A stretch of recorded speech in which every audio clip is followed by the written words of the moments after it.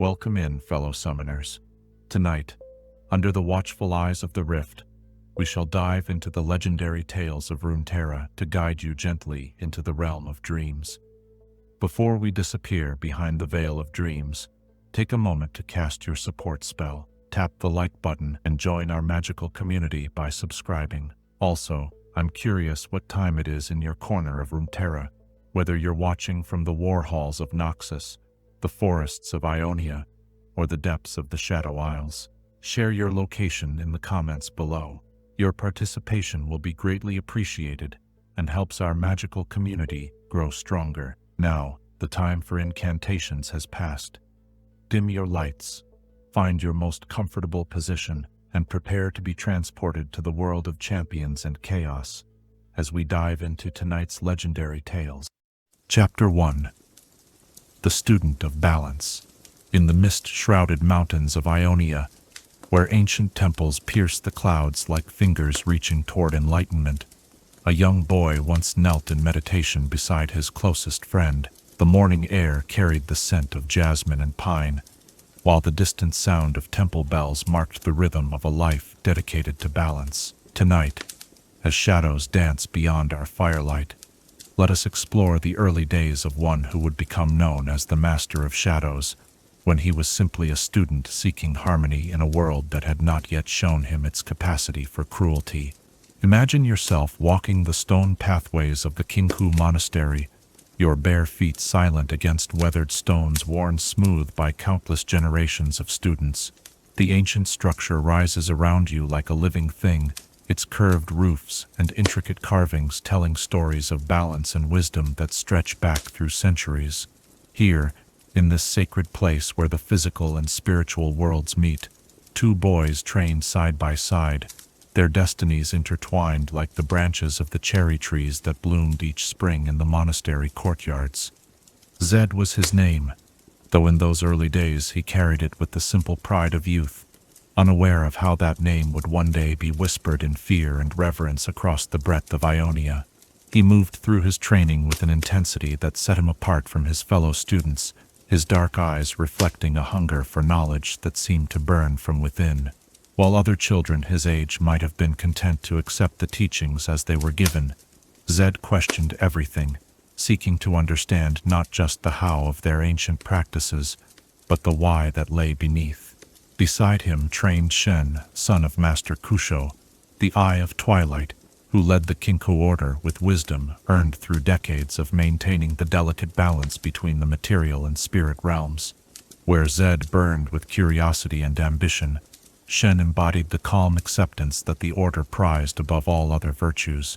The two boys complemented each other perfectly, Zed's fire tempered by Shen's steady presence, Shen's sometimes rigid adherence to tradition challenged by Zed's probing questions.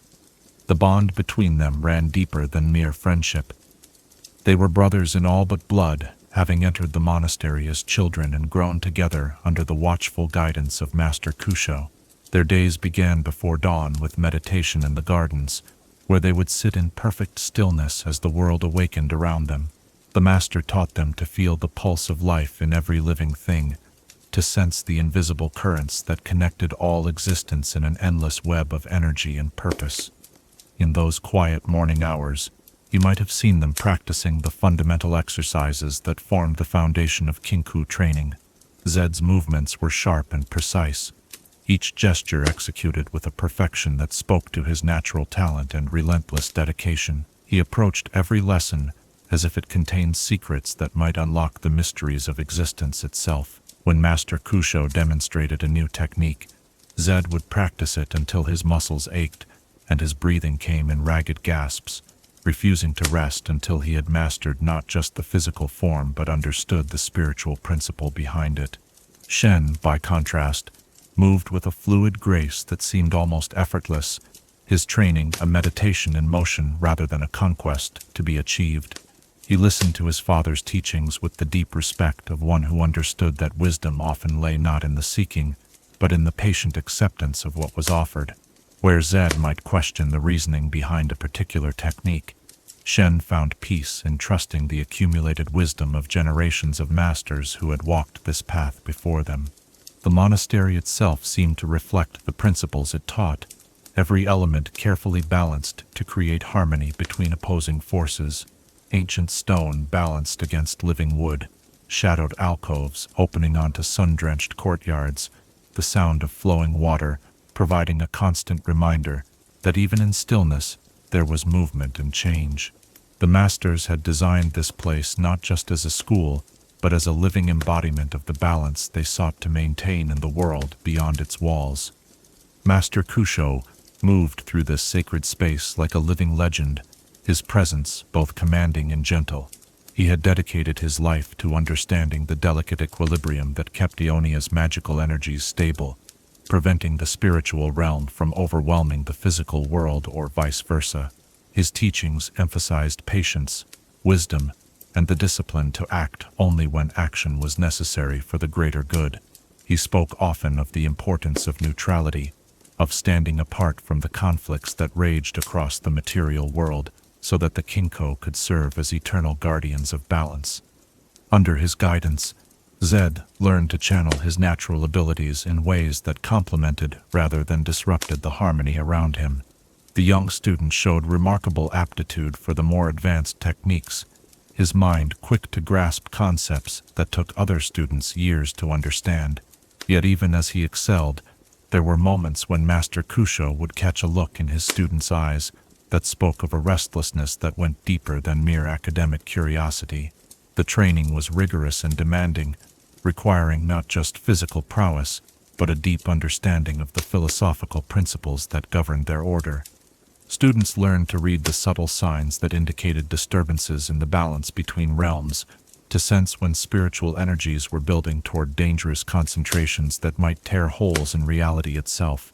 They practiced meditation techniques that allowed them to project their consciousness into the spirit realm, observing the eternal dance of energies that most mortals never even suspected existed.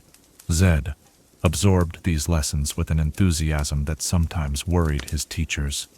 While his dedication was admirable, they sensed in him a desire for power that went beyond the humble service to balance that defined the Kinko way.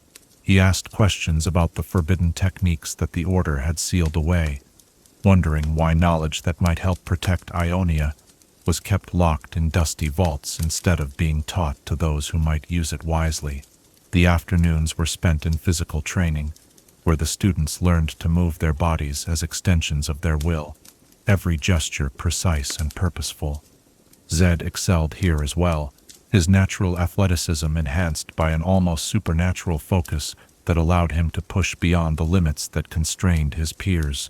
He could move across the training grounds like a shadow, appearing and disappearing in ways that seemed to bend the very laws of physics.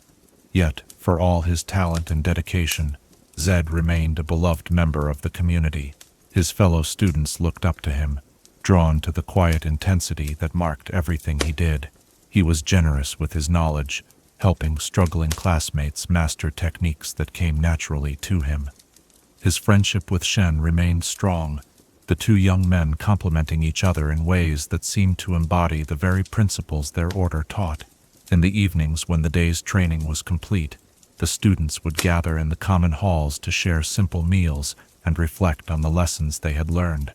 Master Kusho would often join these gatherings, his presence transforming casual conversation into opportunities for deeper understanding. He would pose questions that seemed simple on the surface, but revealed layers of complexity the more deeply one considered them. It was during one of these evening discussions that Zed first began to articulate the questions that would eventually lead him down a very different path. He spoke of his frustration with the Order's passive approach to the problems facing Ionia, wondering aloud whether their commitment to neutrality might sometimes prevent them from taking actions that could prevent greater suffering. Master Kusho listened patiently to these concerns, recognizing in them the natural idealism of youth, but also sensing something deeper that would require careful guidance. The master's response was gentle but firm, reminding his students that the Kinku's role was not to shape the world according to their own vision of what was right, but to maintain the delicate balance that allowed all life to flourish. He spoke of the dangers that lay in thinking oneself wise enough to determine the fate of others, of how even the most well-intentioned actions could have consequences that rippled far beyond what their authors could foresee. As the seasons turned and the years passed, Zed continued to grow in skill and knowledge, his reputation within the Order enhanced by his obvious talent and dedication.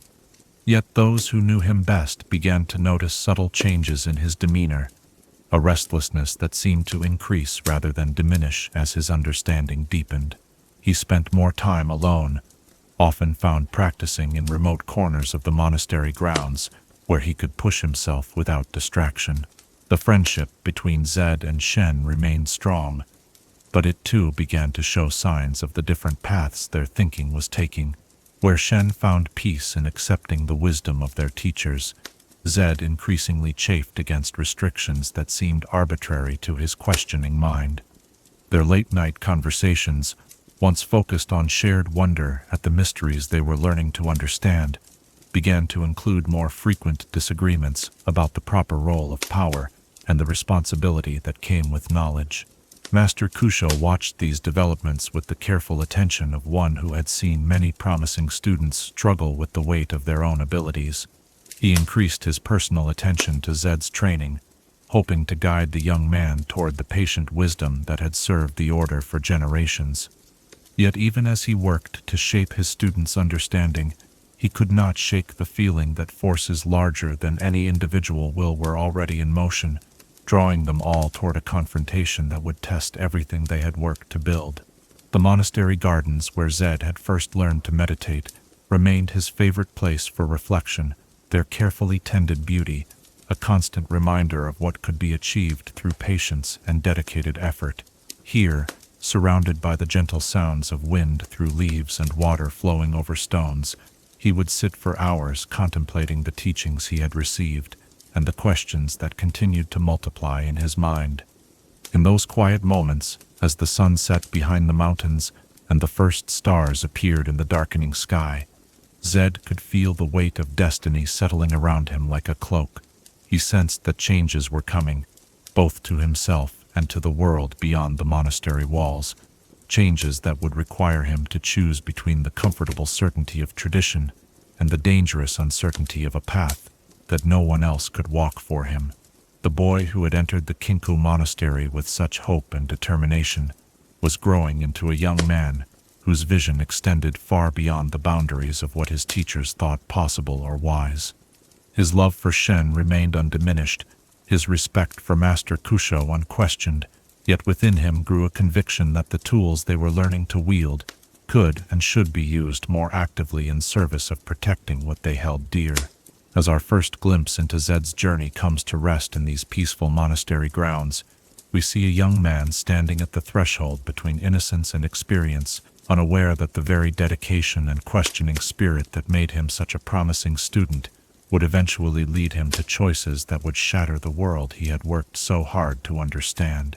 The path of balance he had trained to walk would prove insufficient for the challenges that awaited, and the shadow techniques he would eventually master lay hidden still in forbidden vaults, waiting for someone desperate enough to claim them. In this moment of quiet before the storm, perhaps we might wonder, when does the pursuit of knowledge become the pursuit of power? And how do we recognize the moment when our highest ideals begin to lead us toward our darkest choices? Chapter 2. The Weight of Tradition. The ancient halls of the Kinku monastery held their secrets close, each stone carved with symbols that spoke of duties older than memory and responsibilities that stretched beyond the comprehension of mortal minds. As Zed grew from promising student to accomplished practitioner, he began to feel the invisible chains that bound every member of the Order to paths set by those who had walked these corridors centuries before his birth.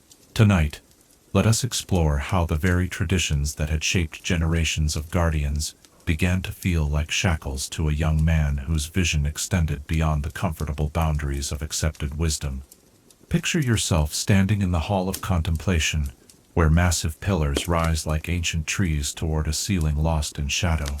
The air here carries the weight of countless prayers and meditations, the accumulated wisdom of masters who had dedicated their lives to maintaining the delicate balance between the seen and unseen worlds. Yet even in this sacred space, you might sense an undercurrent of restlessness, a questioning spirit that moved like wind through the established order of things. Zed had reached his 20th year, his skills now refined to a level that impressed even the eldest masters. He could move through the shadow techniques they taught with a grace that seemed almost supernatural, his understanding of the theoretical principles behind their practices deeper than that of students who had trained for twice as long. Yet with each passing day, he found himself increasingly troubled by the limitations that seemed built into the very foundation of everything he had been taught to revere. The Kinku Order's commitment to neutrality was absolute and unwavering. They served as observers and occasional arbiters, stepping into conflicts only when the balance between the material and spiritual realms was directly threatened. This philosophy had served them well for generations, allowing them to survive the rise and fall of kingdoms, while maintaining their sacred duty to protect the invisible foundations upon which all existence rested. But as Zed watched the world beyond the monastery walls, he began to question whether such rigid adherence to neutrality was always the wisest course. Reports reached them of suffering across Ionia, of villages burned and families torn apart by conflicts that the Order chose to observe rather than prevent. The Masters spoke of the importance of not interfering with the natural flow of events, of allowing mortals to find their own paths without the intervention of those who possessed greater power. During the daily assemblies where the Masters would share news from the outside world and discuss how it might affect their duties, Zed found himself struggling to maintain the composed acceptance that was expected of him. He would listen to accounts of tragedy and injustice with growing frustration, his hands clenched beneath the sleeves of his robes, as he fought the urge to speak out against what seemed like willful blindness to preventable suffering. Master Kusho, ever perceptive, had begun to notice the tension that his former student carried like a storm cloud barely contained within human form. He would assign Zed additional meditation exercises, hoping that deeper contemplation might help the young man find peace with the ancient wisdom that had guided their order through countless challenges. Yet even in the deepest meditative states, Zed could not escape the conviction that their power should be used more actively in service of protecting the innocent. The structure of daily life within the monastery had taken on a different quality for Zed, each ritual and ceremony now viewed through the lens of his growing skepticism. The morning prayers that had once filled him with a sense of connection to something greater now felt like empty recitations of principles that had lost their relevance to the world's actual needs. The afternoon training sessions, once approached with eager anticipation, now seemed like preparation for battles they would never be permitted to fight. Even his relationship with Shen had begun to show the strain of their diverging philosophies. His closest friend remained devoted to the traditional ways, finding in them a source of strength and purpose that seemed unshakable. When Zed would voice his concerns about their passive approach to the world's problems, Shen would respond with patient reminders of the wisdom that had been passed down through generations of masters, urging his friend to trust in principles that had been tested by time. These conversations often took place in the gardens, where they had first learned to meditate as children, the familiar surroundings now witnessed to discussions that would have been unthinkable in their younger years. Zed would pace among the carefully tended flowers and precisely trimmed hedges, his restless energy a stark contrast to the ordered serenity that surrounded them. Shen would remain seated on the stone bench, where they had spent countless hours in silent contemplation, his calm presence a reminder of the peace that could be found in acceptance. The philosophical divide between them grew wider with each passing season. Zed spoke of the responsibility that came with power, arguing that their abilities created an obligation to act when they could prevent suffering. Shen countered with the traditional teaching that wisdom lay in understanding the limits of their knowledge, in recognizing that even well-intentioned interventions could create consequences far worse than the problems they sought to solve. These debates were not mere academic exercises, but reflections of fundamentally different ways of understanding their role in the world. For Shen, the Order's neutrality was a sacred trust, a commitment to serving something larger than their own judgment or desires. For Zed, It had begun to feel like an excuse for inaction, a way of avoiding the difficult choices that true leadership required. The training regimens that had once challenged and inspired him now felt insufficient to address the magnitude of the problems he saw around them. The shadow techniques they practiced were beautiful and precise, but they were also limited by the philosophical constraints that governed their use. Zed found himself wondering what might be possible if those constraints were removed, if the full potential of their abilities could be unleashed in service of a greater good. This line of thinking led him to spend increasing amounts of time in the monastery's archives, searching through ancient texts for references to techniques and principles that had been set aside or forbidden by previous generations of masters. He discovered accounts of powers that far exceeded anything currently taught, abilities that could reshape reality itself if wielded by someone with sufficient knowledge and will.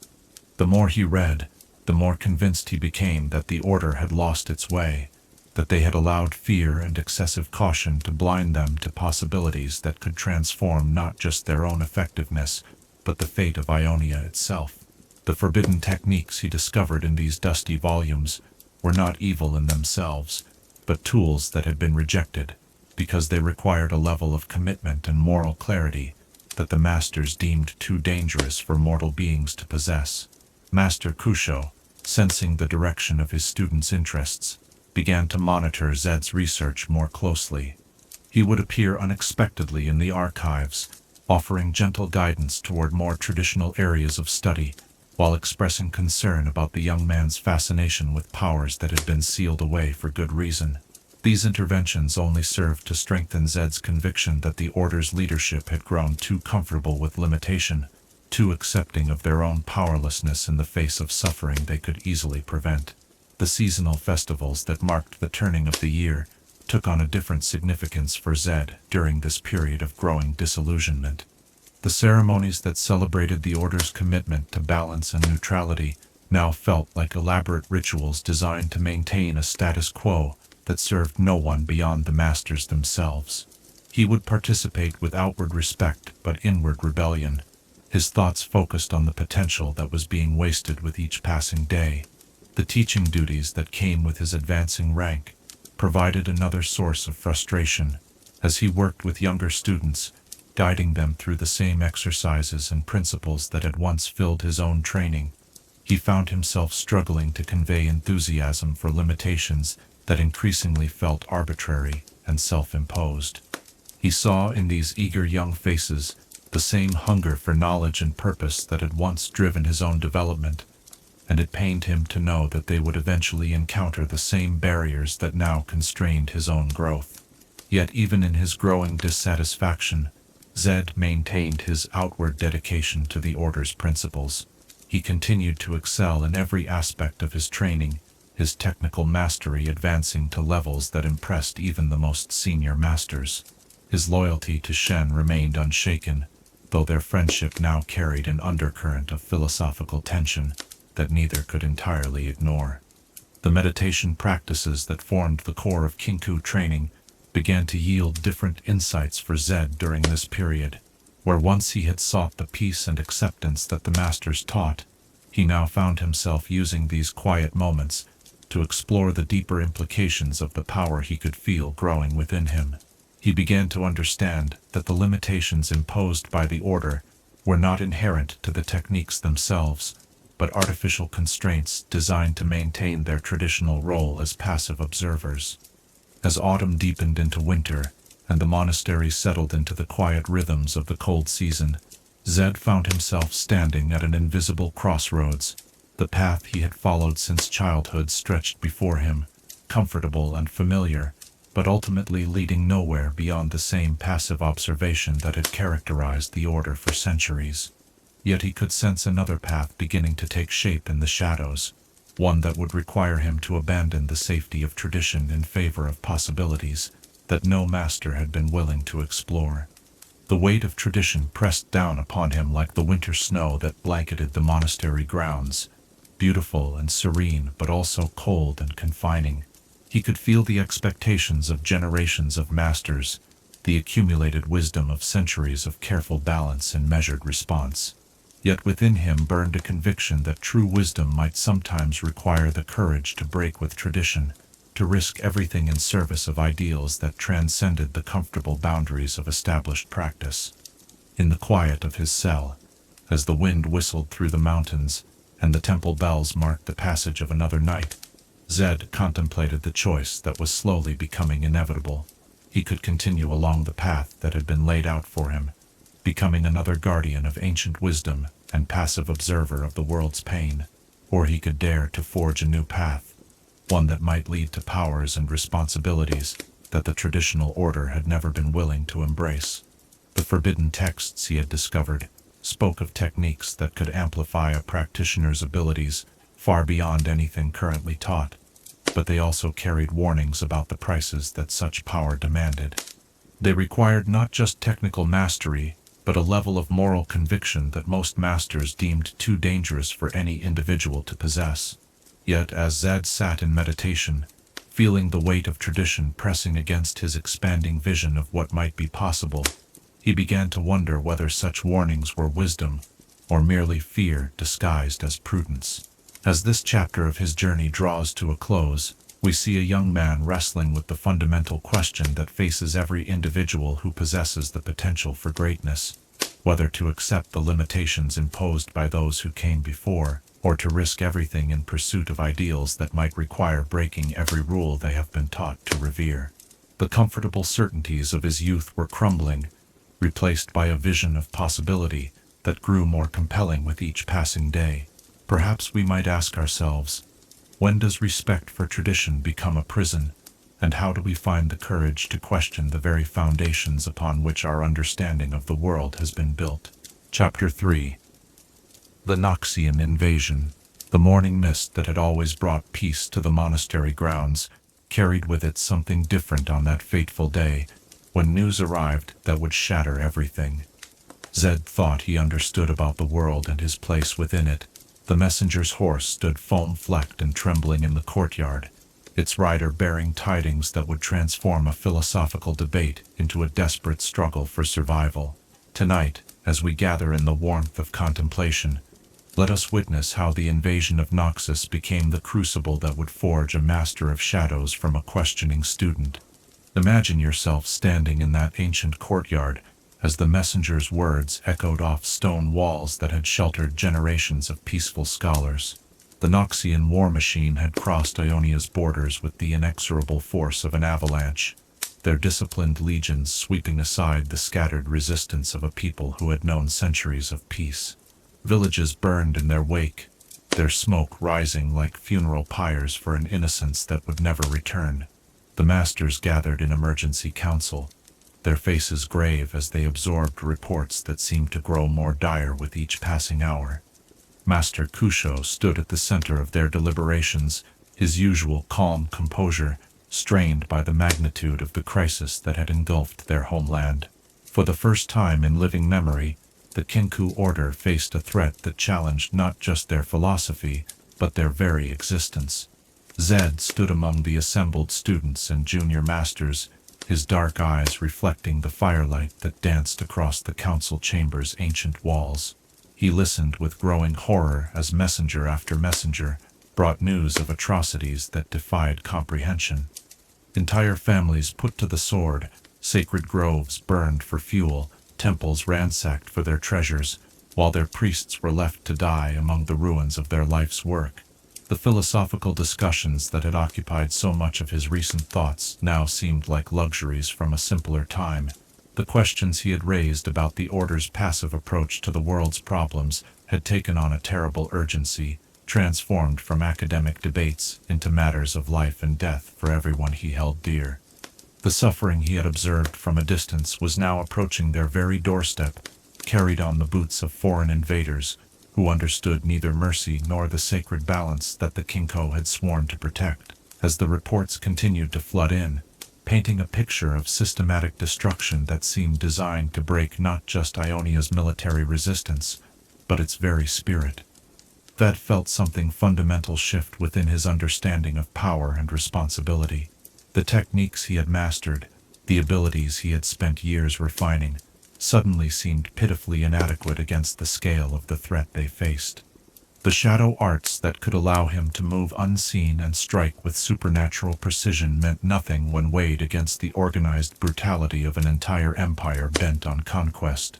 The debate among the masters grew heated as the night wore on, their voices rising and falling like waves against the rocky certainty of traditions that had guided them for centuries. Some argued for maintaining their neutrality, insisting that the Kinko's role was to preserve the balance between realms rather than involve themselves in the conflicts of mortals.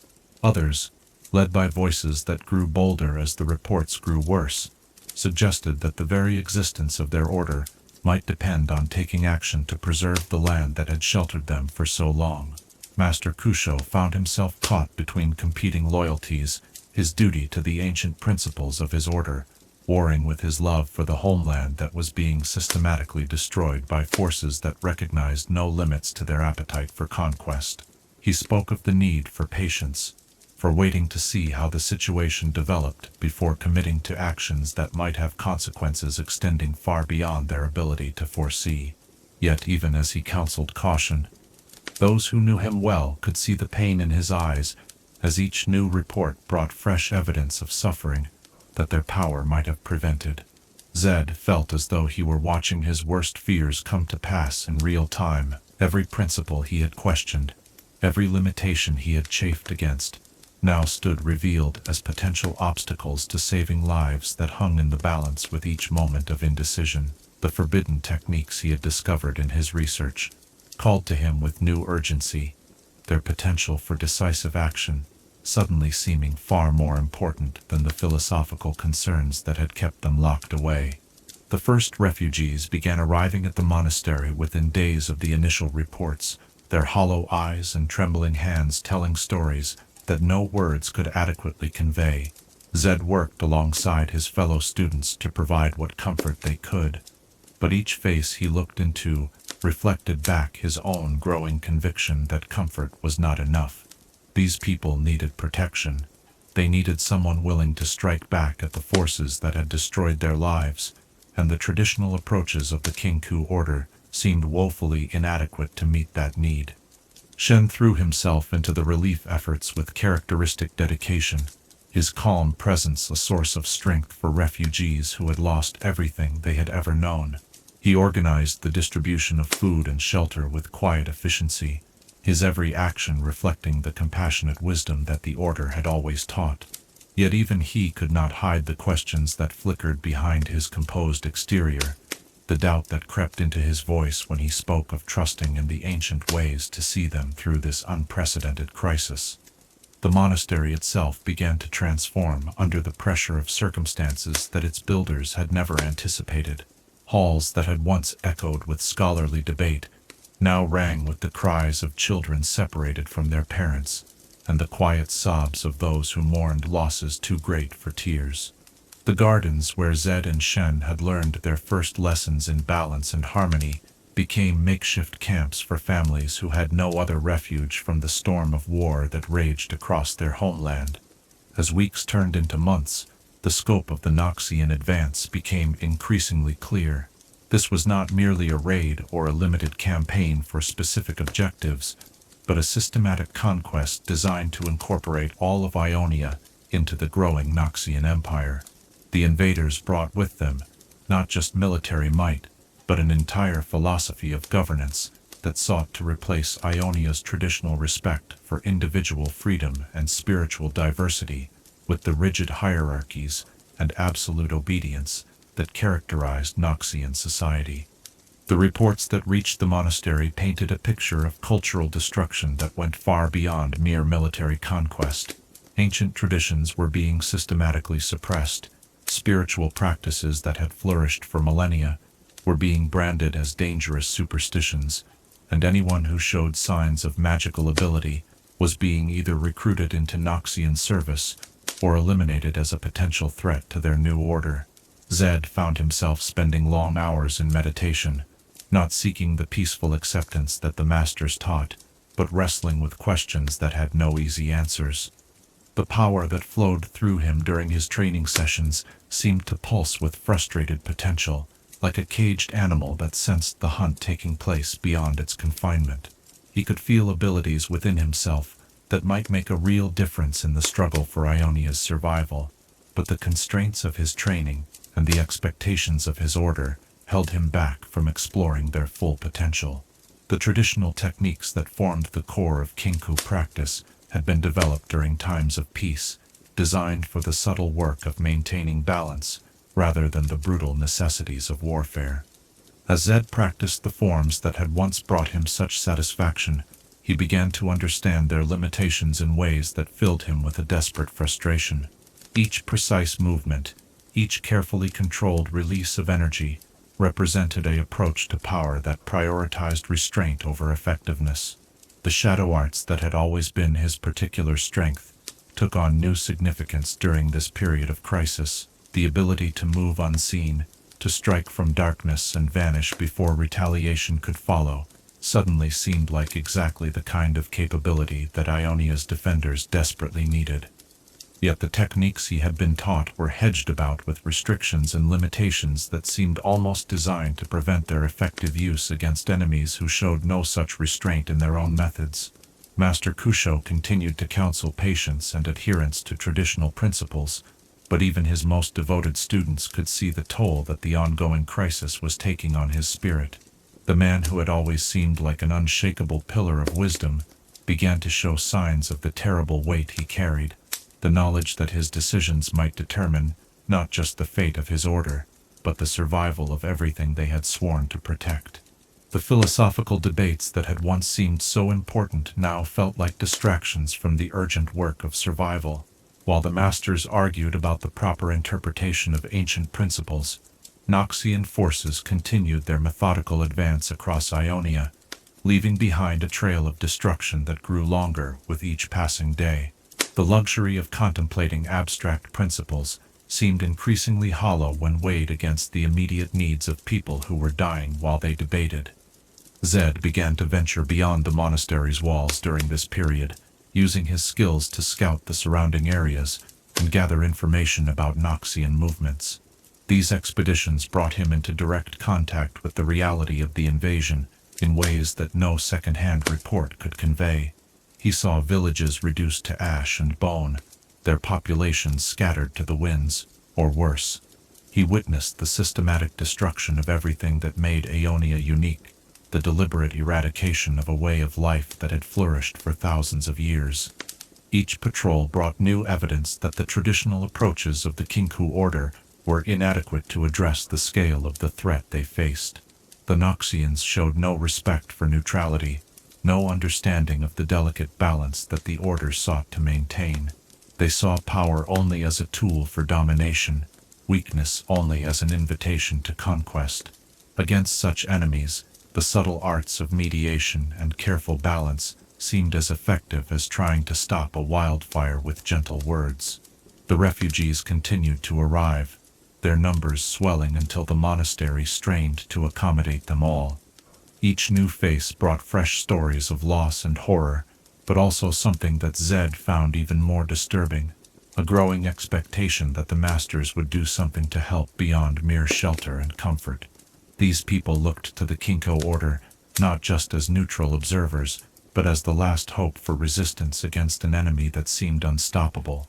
As autumn deepened toward winter, bringing with it the terrible knowledge that the invasion would not end with the changing of the seasons, Zed found himself standing at a crossroads that he could no longer avoid.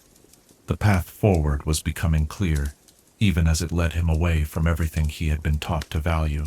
The techniques he had discovered in his research, the forbidden arts that previous generations had deemed too dangerous to practice, suddenly seemed like the only hope for matching the ruthless efficiency of their enemies. The weight of tradition that had once pressed down upon him like a burden now felt like a chain that bound him to inaction, while innocents suffered and died. The careful balance that the order prized above all else was being systematically destroyed by forces that recognized no limits to their appetite for power. In such circumstances, Zed began to understand that maintaining traditional restraints might not be wisdom but cowardice disguised as virtue. As this chapter of transformation draws toward its close, We see a young man whose world has been shattered by forces beyond his control, whose cherished beliefs have been tested in fires that revealed their inadequacy to meet the challenges of a hostile universe. The philosophical questions that had once seemed so important now paled beside the immediate necessity of survival, both for himself and for everything he held dear. The boy who had entered this crisis, still believing in the possibility of maintaining neutrality, was dying, replaced by someone who understood that some battles cannot be avoided, some choices cannot be postponed, and some prices must be paid regardless of their cost to one's former understanding of right and wrong. Perhaps we might wonder, when the world burns around us, is it wisdom to maintain our principles unchanged? Or does true loyalty sometimes require us to sacrifice everything we once believed about ourselves in service of something greater than our own peace of mind? Chapter 4. Forbidden Knowledge. Deep beneath the monastery's ancient foundations lay chambers that few living masters had ever entered, their very existence known only to those who had proven themselves worthy of the Order's deepest secrets. Here, in vaults sealed by generations of accumulated wisdom and fear, rested knowledge that had been deemed too dangerous for mortal minds to possess. Tonight, as shadows lengthen around our contemplative fire, let us follow Zed into those forbidden depths, where he would discover powers that promised salvation, at a price that no master had been willing to pay. Picture yourself descending stone steps worn smooth by centuries of careful feet, the air growing colder with each downward turn, until your breath mists before you in the lamplight. The passages beneath the Kinku monastery had been carved from living rock in ages past, their walls lined with symbols that seemed to writhe and shift when viewed from the corner of one's eye. This was a place where the boundaries between the material and spiritual realms grew thin, where knowledge accumulated like sediment in the depths of an ancient sea. Zed had discovered the entrance to these hidden chambers during one of his increasingly desperate searches through the monastery's archives. A casual reference in a crumbling manuscript had led him to investigate a section of the library where dust lay thick on texts that had not been disturbed for decades.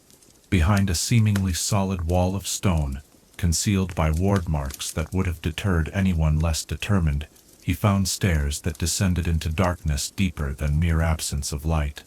The first chamber he entered took his breath away with its stark beauty and terrible purpose. Shelves carved directly from the rock walls held volumes bound in materials he could not identify, their covers marked with symbols that seemed to pulse with their own inner radiance. The air itself felt thick with potential, charged with energies that made his skin tingle, and his enhanced senses reel with the proximity of power beyond anything he had previously imagined. Each book he opened revealed techniques and principles that made his years of traditional training seem like children's games by comparison.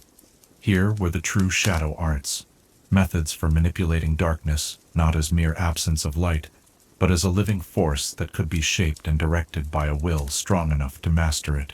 The text spoke of practitioners who could step between shadows as easily as walking through doorways, who could multiply themselves across the battlefield like living nightmares, who could command darkness itself to serve as both weapon and shield. The knowledge was intoxicating in its scope and terrifying in its implications. These were not mere expansions of techniques he already knew, but entirely different approaches to power that seemed to operate according to principles that traditional masters had never even suspected. Where the orthodox shadow arts emphasized balance and restraint, these forbidden methods spoke of embracing shadow as a fundamental force of change and transformation. As Zed studied deeper into the night, reading by the light of flames that cast dancing shadows across pages that seemed to absorb more light than they reflected, he began to understand why these techniques had been sealed away. The power they promised was immense, but it demanded a price that went beyond mere physical risk. To truly master these arts required a practitioner to surrender conventional notions of limitation and restraint, to embrace shadow not just as a tool, but as an essential aspect of their own nature. The warnings scattered throughout the texts were not idle cautionary tales, but urgent pleas from masters who had witnessed the devastating potential of unleashed shadow magic. They spoke of students who had vanished into darkness they could no longer control, of practitioners whose obsession with power had transformed them into something no longer recognizably human. Yet, between the lines of these warnings, Zed could read something else, the frustrated knowledge that such power might be necessary when faced with threats that conventional wisdom could not address. One particular volume, bound in leather that felt warm to the touch despite the chamber's chill, contained detailed instructions for techniques that made his pulse quicken with their obvious applications to the current crisis. Here were methods for moving entire groups of people through shadow, for striking multiple targets simultaneously across vast distances, for creating constructs of living darkness that could fight with the skill and intelligence of their creator. The moral implications of what he was discovering weighed heavily on his mind as he continued his clandestine research. Each technique he mastered in secret brought with it the knowledge that he was crossing lines that generations of masters had considered sacred. The traditional boundaries between acceptable and forbidden practice began to blur as he contemplated the potential applications of powers that could turn the tide of battle in Ionia's favor. The process of learning these forbidden arts was unlike anything in his previous training, where orthodox techniques flowed naturally from one to another, building upon established foundations in logical progression. The shadow methods required him to essentially remake his understanding of how power worked. He had to unlearn years of careful restraint, to embrace impulses and instincts that his traditional training had taught him to suppress. Night after night, he descended into those hidden chambers, each session bringing new revelations that both thrilled and disturbed him. The techniques were undeniably effective, but they demanded a level of commitment that went beyond mere intellectual understanding. To truly wield shadow magic, he had to allow it to change him in ways that could not be undone, to accept transformation that would set him apart from everything he had previously been. The shadows themselves seemed to respond to his growing understanding, becoming more than mere absence of light in his presence. He could feel them watching him during his training sessions, testing his resolve, and measuring his commitment to the path he had chosen to explore. Sometimes he caught glimpses of movement in his peripheral vision, shapes that vanished when he tried to focus on them directly, but left him with the unsettling conviction that he was no longer alone in his practice. Master Kusho had begun to notice changes in his former student, subtle alterations in demeanor and bearing that spoke of knowledge gained through sources other than orthodox training. The old master would watch Zed during their regular sessions with eyes that held both concern and growing suspicion, sensing power that operated according to principles he did not recognize. The conversations between master and student during this period carried undercurrents of tension that neither could entirely acknowledge. Master Kusho would probe gently for information about how Zed was spending his time, while his student deflected such inquiries with responses that were technically truthful but deliberately incomplete. Both men understood that they were moving toward a confrontation that neither wanted, but that seemed increasingly inevitable. Shen, too, had begun to sense that something fundamental had changed in his closest friend. Their training sessions together took on a different quality, as Zed's movements began to incorporate elements that seemed to bend the very laws that governed conventional shadow arts. Where once his techniques had been precise and controlled, they now carried an edge of barely restrained power that made the air itself seem to thicken around him. The forbidden knowledge burned within Zed's mind like a fever that could find no relief through traditional healing. Each technique he mastered opened pathways to others even more powerful and dangerous, creating an ever-expanding web of possibility that threatened to consume his attention entirely. He found himself thinking constantly about applications and combinations, ways that these methods might be adapted to address the specific challenges posed by the Noxian invasion. The transformation was not merely intellectual but physical as well. The constant exposure to shadow magic had begun to alter his very essence, creating changes that were subtle at first, but grew more pronounced with each passing day. His reflection seemed somehow darker than it should be, his shadow more substantial and mobile than physics should allow. Sometimes he caught himself speaking to darkness, as if it were a living companion, receiving responses that were felt rather than heard. Exta spoke of shadow magic as a path that led inevitably toward isolation from conventional society, not through malice, but through the simple reality that those who mastered such arts became something fundamentally different from their fellow mortals. The warnings were clear.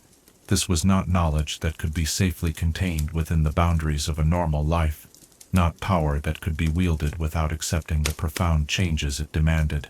Yet, as reports of Noxian atrocities continue, to reach the monastery, as the lists of destroyed villages and slaughtered innocents grew longer with each passing day, Zed found himself caring less about the personal cost of transformation and more about the potential for these techniques to make a real difference in the struggle for his homeland's survival. The suffering of his people had become a weight that made concerns about his own spiritual welfare seem like luxuries he could no longer afford.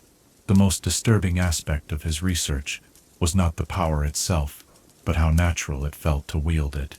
The shadow arts called to something deep within his nature, as if they were not foreign techniques being imposed upon him, but latent abilities finally being awakened.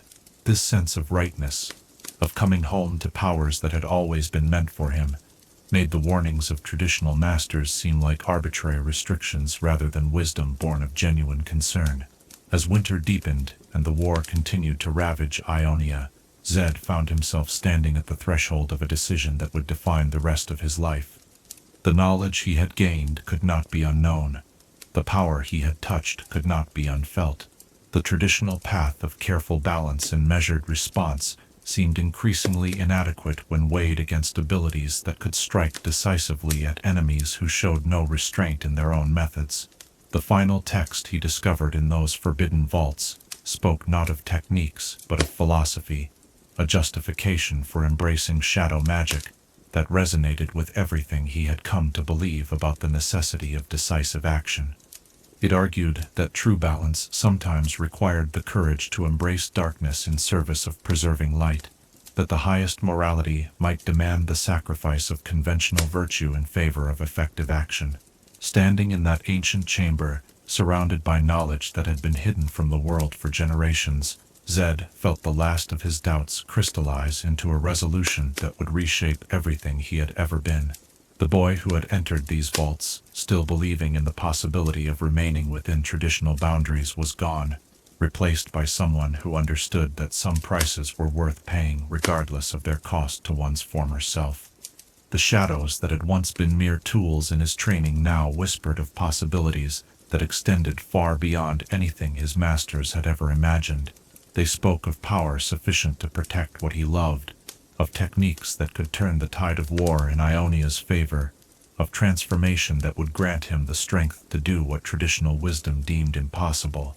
As this chapter of forbidden discovery draws toward its conclusion, we see a young man who has crossed lines that cannot be uncrossed, who has glimpsed possibilities that cannot be unseen. The knowledge that burns within his mind demands expression, requires application, calls for choices that will determine not just his own fate, but the destiny of everyone who depends upon his strength. Perhaps we might ask ourselves, when faced with suffering we have the power to prevent, is it wisdom to respect the boundaries set by those who came before us? Or does true responsibility sometimes require us to venture into territories that others have marked as forbidden? Chapter 5. The Point of No Return. There comes a moment in every soul's journey when the weight of accumulated choices crystallizes into a single decision that cannot be undone, a threshold beyond which the person we were ceases to exist, and someone entirely new is born from the ashes of our former selves. For Zed, that moment arrived on a night when winter winds howled through the monastery corridors like the voices of the damned, and the shadows themselves seemed to pulse with anticipation of what was to come. Tonight, as we sit in contemplation of choices that reshape destinies, let us witness the transformation of a questioning student into the master of shadows, through an act that would haunt him for all the days of his life. Picture yourself standing in the courtyard of the Kinku Monastery, as dawn breaks over mountains shrouded in mist, the ancient stones still slick with frost that catches the pale light like scattered diamonds. The night had been filled with urgent whispers and hurried preparations, for word had come that a Noxian advance force was moving toward the monastery itself, their intent clear in the smoke that rose from burning villages in their wake. The sanctuary that had sheltered generations of peaceful scholars now stood directly in the path of an enemy that recognized no distinction between combatant and civilian. Master Kusho had called an emergency assembly, his weathered face grave with the knowledge that their time of contemplation and debate had finally come to an end. The masters gathered in a circle, their robes fluttering in the bitter wind as they discussed options that seemed to grow more limited with each passing moment. Some spoke of evacuation, of abandoning the monastery to preserve their lives and their accumulated wisdom. Others argued for making a stand, using their abilities to defend the sacred ground that had been their home for so long. Zed stood among them, his dark eyes reflecting thoughts that had crystallized during long nights spent in forbidden study. The knowledge that burned within his mind offered solutions that his masters could not even imagine. Techniques that could turn a small group of dedicated practitioners into a force capable of matching entire armies. Yet he knew that revealing such power would require admissions that would destroy everything he had ever been to the people who had raised and trained him. The debate continued as the sun climbed higher, its pale light doing little to warm air that seemed to carry the chill of approaching doom. Messenger after messenger brought updates on the Noxian advance, each report confirming that traditional methods of defense would be utterly inadequate against the disciplined brutality that was bearing down upon them. The enemy showed no interest in negotiation or mercy, viewing the monastery and its inhabitants as obstacles to be removed rather than people to be reasoned with. As the morning wore on, Zed found himself watching Master Kusho with eyes that held a new kind of calculation. The old man who had been father, teacher, and guide stood at the center of the desperate deliberations, his every word reflecting the philosophical constraints that would prevent the order from taking the actions necessary for survival. The wisdom that had served them well in times of peace had become a liability in the face of enemies who recognized no limits to their own cruelty. The shadows around the courtyard seemed to deepen despite the growing daylight, responding to powers that Zed had learned to channel through weeks of secret practice. He could feel the forbidden techniques flowing through his consciousness like dark water, offering solutions that his traditional training had never even contemplated. The ability to strike from darkness, to multiply himself across the battlefield, to command shadows themselves as weapons of war. All of this lay within his grasp, if he could find the courage to seize it. When Master Kusho announced his decision to maintain the Order's traditional neutrality, even in the face of imminent destruction, something fundamental shifted in Zed's understanding of loyalty and responsibility. The man who had shaped his youth, who had guided his first steps along the path of enlightenment, now stood revealed as an obstacle to the very survival of everything they both claimed to love. The choice that had been building for months suddenly crystallized into terrible clarity. The confrontation came that evening, as the monastery settled into what might be its final night of peace. Zed found Master Kusho alone in the hall of meditation, the old man kneeling before the ancient altar where generations of masters had sought wisdom in times of crisis. The chamber was lit only by flickering candles that cast dancing shadows across walls carved with symbols of balance and harmony, creating an atmosphere that seemed almost designed for the tragedy that was about to unfold. Master Kusho sensed his approach without turning, his voice carrying the weight of accumulated years. When he spoke into the silence that stretched between them, he had known this moment was coming, had seen it building in his former student's eyes, like storm clouds gathering on a distant horizon. The old master spoke of disappointment and sorrow, of the pain that came from watching someone he loved lose their way in pursuit of power that promised everything but delivered only corruption. Zed listened to these words with a heart that felt as cold as winter stone, his mind focused on the techniques that pulsed within his consciousness like living things eager for expression. The forbidden arts had changed him in ways that went beyond mere knowledge, transforming his very nature until he could no longer relate to the careful restraint that his master prized above all other virtues.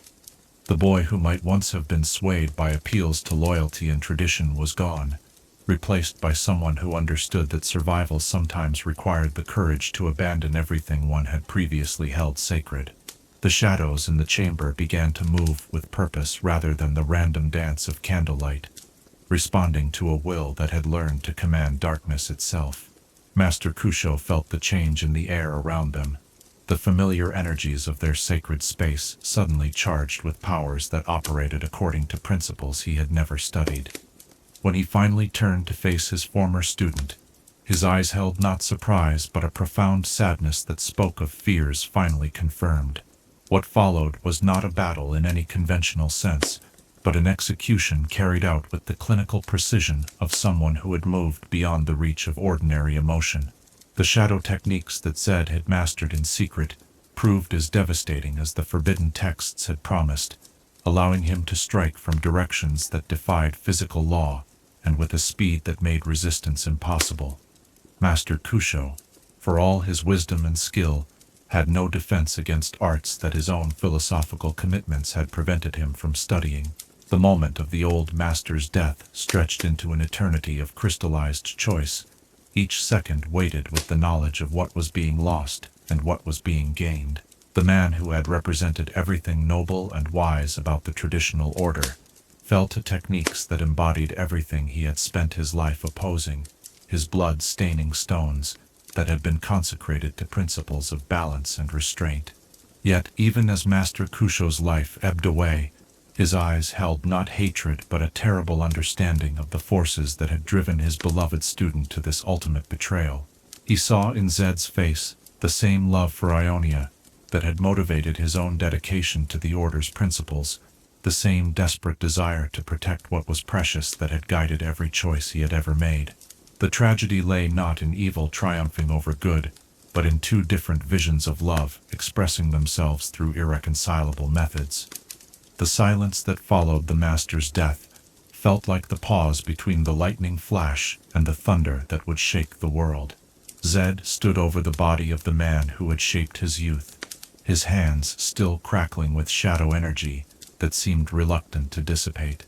The knowledge of what he had done settled into his consciousness like lead, carrying with it the understanding that he had crossed a line from which there could be no return. The sound of running footsteps echoed through the corridors as other masters responded to disturbances they could not yet comprehend. Shen's voice called out in the distance, his concern evident even through the stone walls that separated them. The discovery of Master Kusho's body would shatter the peaceful order of the monastery as surely as the Noxian invasion had shattered Ionia's tranquility, but the consequences would ripple through lives in ways that no amount of traditional wisdom could heal. When Shen finally reached the hall of meditation and saw what had transpired, the expression on his face reflected a loss that went far beyond the death of his father and master.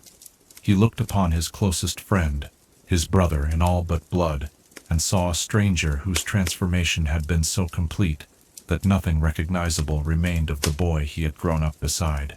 The shadow arts had not merely given Zed new abilities, but had fundamentally altered his nature in ways that made their former relationship impossible to maintain. The confrontation between the two former friends carried all the weight of their shared history and the bitter knowledge of how irrevocably it had been severed. Shen's grief and rage warred with confusion and disbelief, his mind struggling to reconcile the evidence of his senses with everything he thought he knew about the person who stood before him. Zed, for his part, felt the last connections to his former life snapping like overstressed chains, the isolation that the forbidden texts had warned about finally claiming him completely.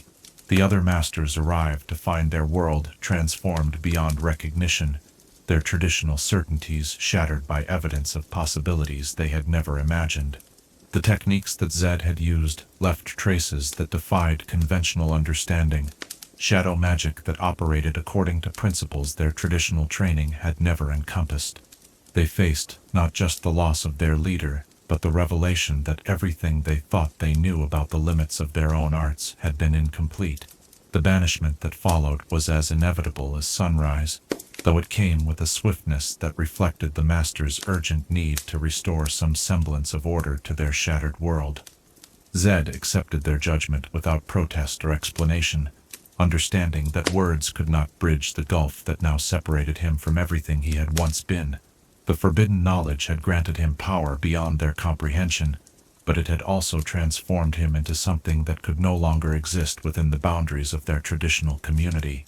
As he gathered his few possessions and prepared to leave the only home he had ever known, Zed felt the weight of his choices settling around him like a cloak woven from shadow and regret. The techniques that promised salvation for Ionia had demanded the sacrifice of everything that had previously given his life meaning, leaving him with abilities that could reshape the world, but no clear vision of how to use them constructively.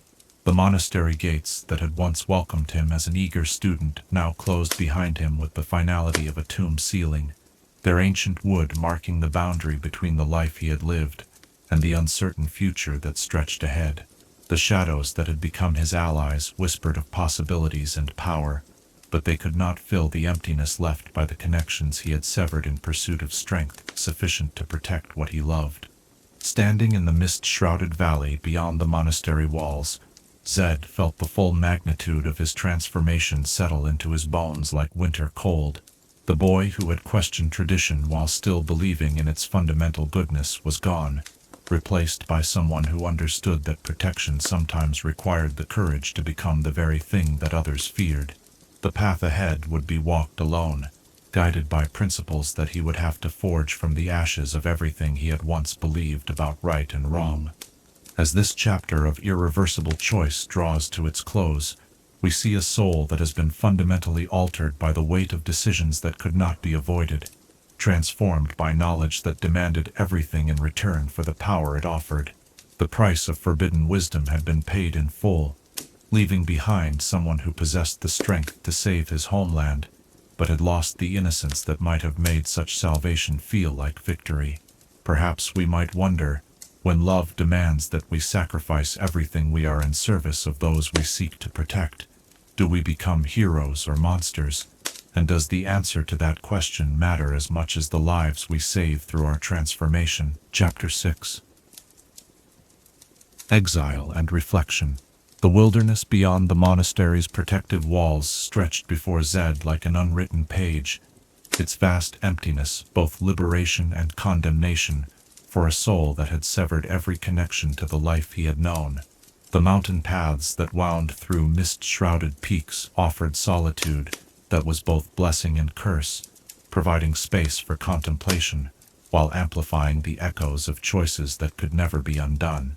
Tonight, as we explore the depths of isolation and the birth of new purpose, let us walk alongside one who had gained the power to reshape the world, but lost the certainty of knowing whether he should.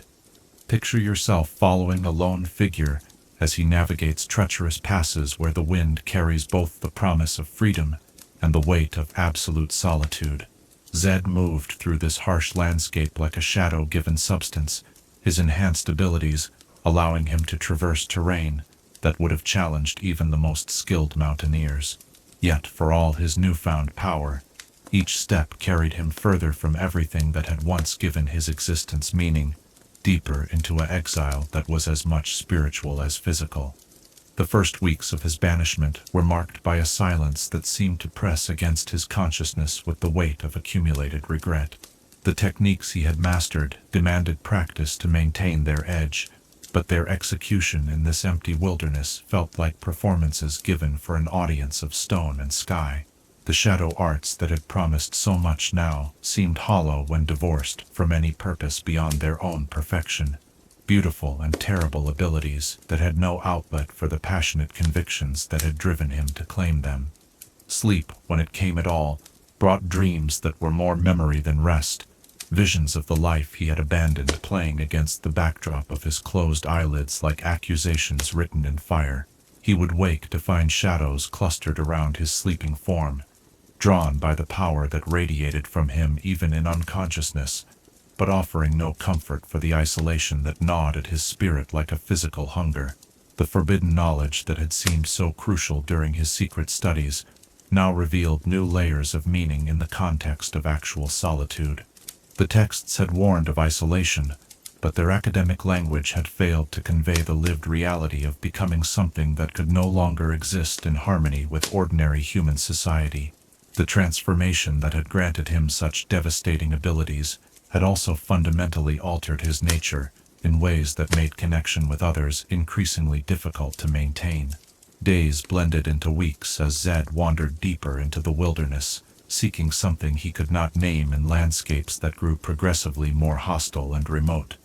The physical challenges of survival in such terrain were trivial compared to the spiritual weight of carrying abilities that had been purchased with the blood of someone he had loved.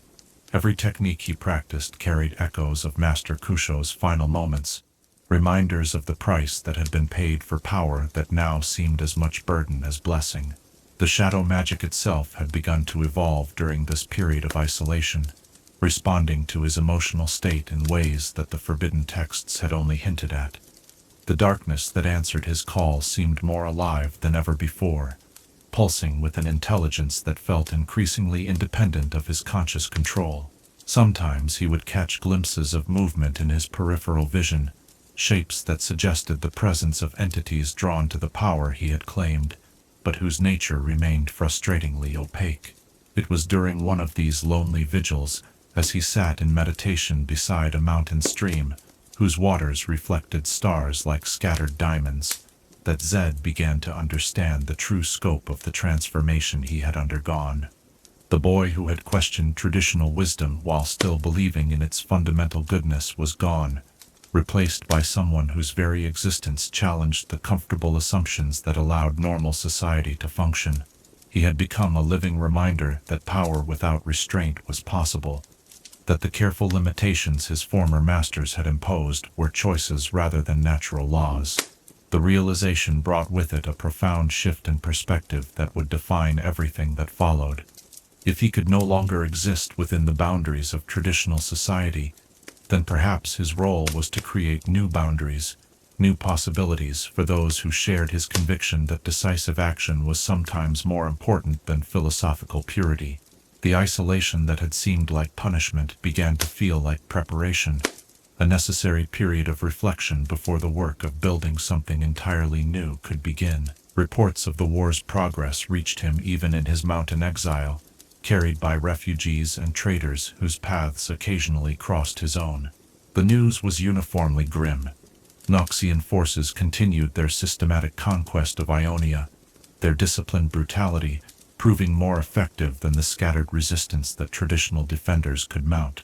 Each story of defeat and suffering only strengthened his conviction that the path he had chosen, however terrible its personal cost, represented the only realistic hope for his homeland's survival. The encounters with other people during this period were brief and carefully managed, for Zed had quickly learned that his transformation was visible to those sensitive enough to perceive it. The shadow magic had left its mark on his very essence, creating an aura of barely contained power that made ordinary mortals instinctively uncomfortable in his presence. Children would cry when he approached, animals would flee, and even hardened warriors would find excuses to avoid direct eye contact with someone whose nature had been fundamentally altered by forces they could not understand. Yet among these chance meetings, Zed began to identify individuals who responded differently to his presence. These were people who had been shaped by their own encounters with power and loss, who recognized in him not a monster to be feared but a kindred spirit who had paid prices they understood. Some were survivors of Noxian atrocities who had discovered reservoirs of strength they never knew they possessed. Others were practitioners of various martial or magical arts who had pushed beyond the comfortable limitations their teachers had tried to impose.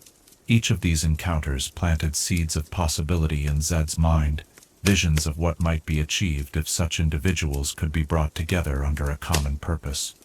The traditional orders had failed because they prioritized restraint over effectiveness, philosophical purity over practical results. But a new kind of organization, one that embraced necessary darkness in service of protecting what was precious, might succeed where conventional wisdom had proven inadequate. The concept of the Order of Shadow began to take shape during long nights spent in contemplation beneath stars that seemed to pulse with the rhythm of his own transformed heartbeat. This would not be a mere school for teaching techniques, but a brotherhood of individuals who had chosen to sacrifice conventional morality for the higher calling of effective action. They would operate in the spaces between traditional authority structures, doing what needed to be done, without the constraints that prevented others from acting decisively. The philosophical framework for this new order required careful thought, for Zed understood that power without purpose was mere destruction. The shadow arts he had mastered were tools that could serve many different ends, but their use had to be guided by principles that would prevent them from becoming ends in themselves. The balance he sought was not the passive equilibrium that the Kinko had prized, but a dynamic tension between opposing forces that generated the energy necessary for meaningful change. As autumn deepened into winter, bringing with it storms that turned the mountain passes into tests of endurance that would have killed lesser beings, Zed found himself developing the discipline and mental frameworks that would eventually define his leadership style. The isolation that had once seemed like punishment now felt like a crucible, burning away everything superficial and leaving behind only the essential core of purpose that would guide everything that followed. The shadow magic continued to evolve during this period, responding to his growing understanding of its true nature and potential. What had once required conscious effort and careful concentration now flowed, as naturally as breathing, integrated into his very being, until the distinction between self and technique began to blur. He was becoming something new, not just a practitioner of shadow arts, but a living embodiment of their principles. The dreams that visited him during this transformative period often featured visions of students who might one day seek the training he could offer, individuals who had reached the same crossroads he had faced in the monastery's forbidden vaults. He saw their faces in the dancing flames of his campfires, heard their questions in the whistle of wind through stone, felt their hunger for knowledge that went beyond the safe boundaries that traditional teachers were willing to explore. Spring's arrival brought with it a sense of readiness that had been building throughout the long months of solitude. The time for reflection and internal development was drawing to a close, replaced by an urgency to begin the work of building something that could make a real difference in the struggle for Ionia's survival. The Order of Shadow that existed only in his imagination needed to become a reality, and that would require him to emerge from the wilderness and begin the delicate work of finding others who shared his vision.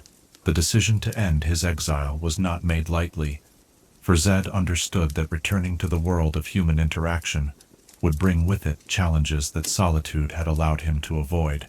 He had become something that existed outside normal social categories, powerful enough to reshape events, but isolated by the very abilities that granted him such influence. The relationships he would build going forward would necessarily be different from anything he had known before, founded on shared purpose rather than the comfortable familiarity of traditional bonds. Yet the isolation had also granted him clarity about his role and purpose that would have been impossible to achieve while still enmeshed in the daily concerns of ordinary life. He understood now that his transformation had been necessary, not just for the practical advantages it offered, but for the perspective it provided on the true nature of power and responsibility. The shadow arts had taught him that effectiveness sometimes required the courage to embrace methods that others would consider beyond acceptable limits. The techniques he had mastered during his months of exile were more than mere expansions of his previous abilities, but fundamental reimaginings of what was possible for someone willing to pay the necessary prices. He could now move through shadow as easily as walking through air, multiply his presence across vast distances, and command darkness itself as if it were an extension of his own will. These abilities made him a force capable of matching entire armies, but they also carried responsibilities that no traditional training had prepared him to shoulder. As he prepared to leave the mountain wilderness that had been both prison and sanctuary, Zed felt the weight of destiny settling around him like armor forged from his own choices. The path ahead would require him to convince others to follow where he had gone, to embrace transformations that might be as radical as his own. The Order of Shadow would not be built through gentle persuasion, but through demonstration of power and effectiveness that could not be ignored. The sunrise that marked his final morning in exile painted the peaks around him in shades of gold and crimson that seemed to echo the fire that burned within his transformed heart. The wilderness had given him the space he needed to understand what he had become and what he needed to build. But the work of creation could not be accomplished in isolation. The world beyond these mountains waited for someone with the vision and power to reshape its destiny, and he had become that someone through choices that could never be undone. Standing at the edge of the pass that would carry him back into the world of human conflict and possibility, Zed felt the shadows gather around him like old friends welcoming him home. The solitude that had once seemed like punishment now revealed itself as preparation, the necessary foundation for everything that would follow. The Master of Shadows had been born in exile, but his true work lay in the connections he would forge with others who shared his understanding that some battles could only be won by those willing to embrace necessary darkness. Perhaps we might wonder, does isolation teach us who we truly are, or does it create someone entirely new from the ashes of who we used to be? And can the difference between discovery and creation ever truly matter when the stakes are measured in the survival of everything we hold dear? Chapter 7. Building the Order of Shadow. From the ashes of tradition and the crucible of exile, something entirely new began to take shape in the hidden places of Ionia, where desperate souls gathered to forge weapons from their pain and purpose from their loss. The Order of Shadow emerged, not through grand proclamation or elaborate ceremony, but through the quiet accumulation of individuals who had reached the same terrible understanding that conventional wisdom was insufficient to address the magnitude of the threats they faced. Tonight, as we witness the birth of brotherhood forged in darkness, let us explore how Zed transformed his personal transformation into a movement that would reshape the balance of power across his war-torn homeland. Picture yourself in a secluded valley where ancient ruins provided shelter for meetings that could not take place in the light of day, their crumbling walls bearing witness to conversations that would have horrified the traditional masters who still clung to outdated notions of proper conduct. Here, beneath stars that seemed to pulse with the rhythm of change itself, individuals who had been marked by loss and hardened by necessity came together to learn techniques that promised effectiveness at prices their former teachers had been unwilling to pay. The first disciple to seek Zed's instruction was a young woman whose village had been consumed by Noxian flames, her family among the countless innocents who had perished while traditional defenders debated the proper response to obvious atrocity.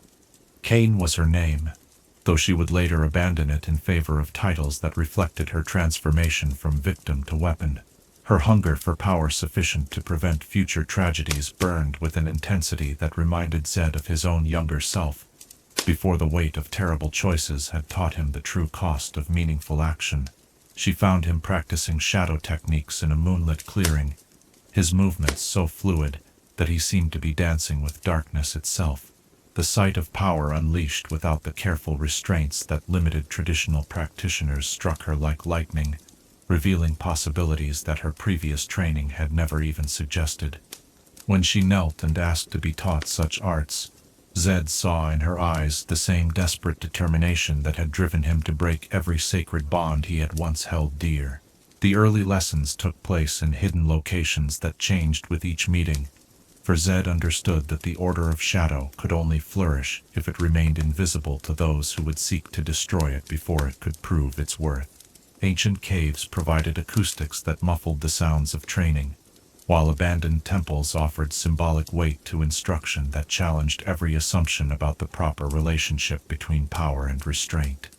Each technique Zed taught carried with it not just practical application, but philosophical transformation, requiring students to abandon comfortable limitations in favor of effectiveness that demanded everything they had previously been.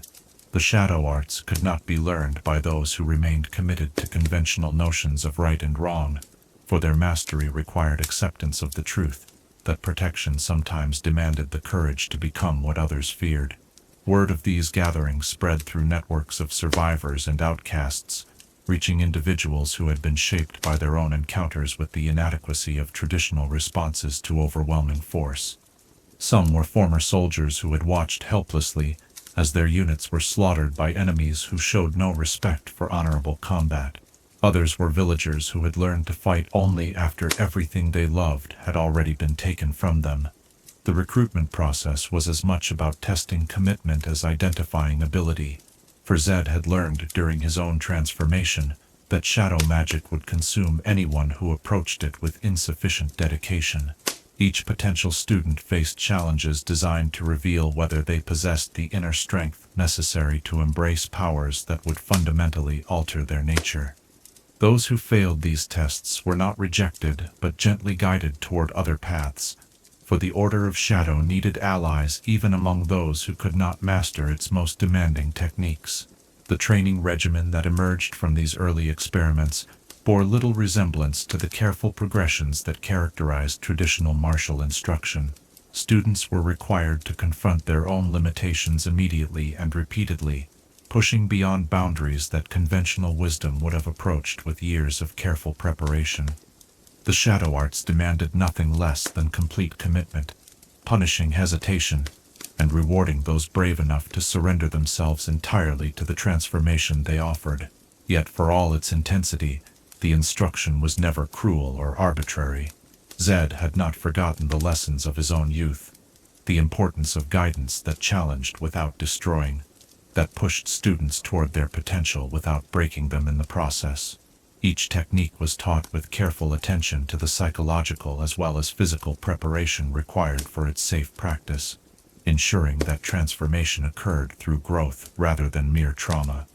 The philosophy that guided the Order of Shadow took shape through countless discussions that stretched deep into the night, as Zed and his growing circle of disciples wrestled with questions that had no easy answers.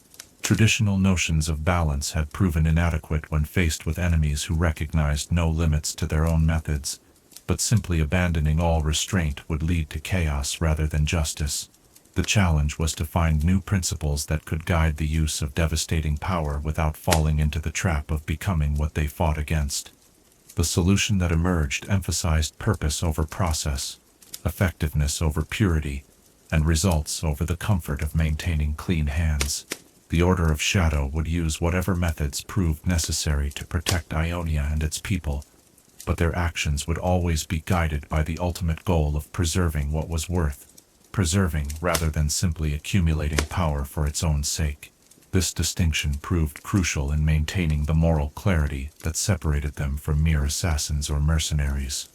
The organizational structure of the Order reflected these philosophical principles, avoiding the rigid hierarchies that had characterized traditional institutions in favor of flexible arrangements that could adapt to changing circumstances. Leadership was based on demonstrated effectiveness rather than accumulated seniority, with advancement tied to ability to achieve results rather than adherence to prescribed forms. This meritocratic approach attracted individuals who had been frustrated by the arbitrary limitations imposed by more conventional organizations. Training facilities were established in locations that combined practical advantages with symbolic significance, often in places where traditional forces had failed to prevent tragedy.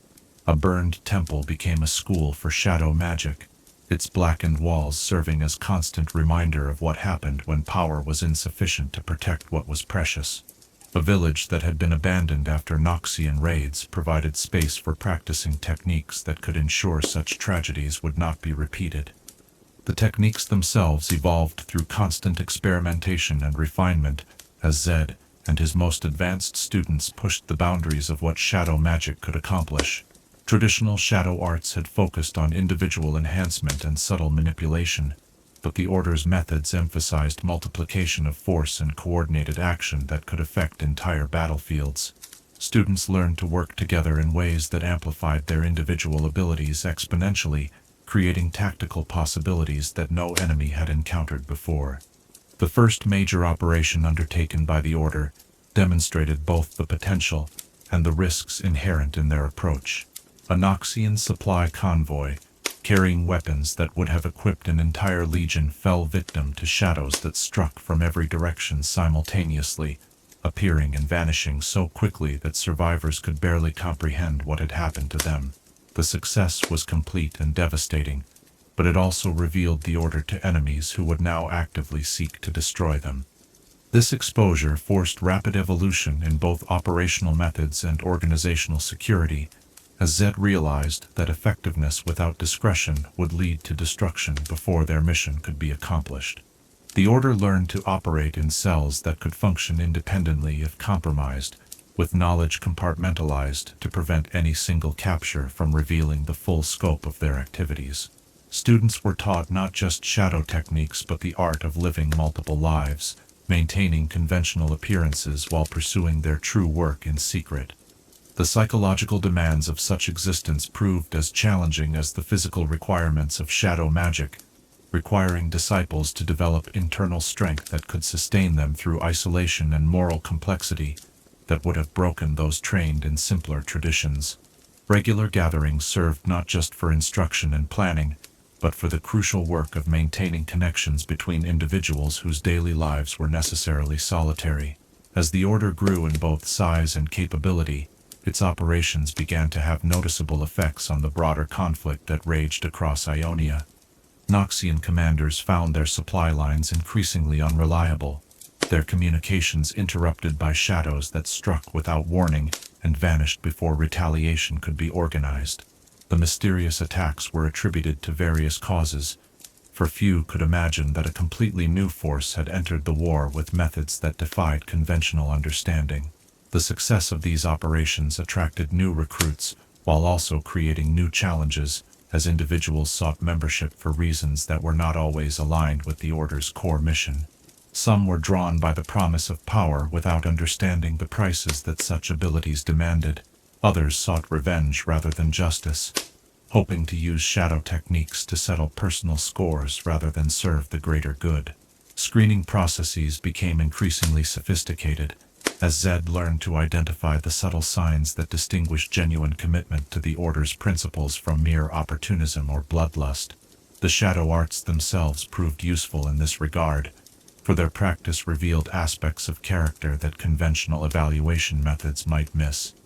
Those who could not maintain moral clarity while wielding devastating power quickly revealed their unsuitability for membership in an organization that depended on self-discipline for its very survival.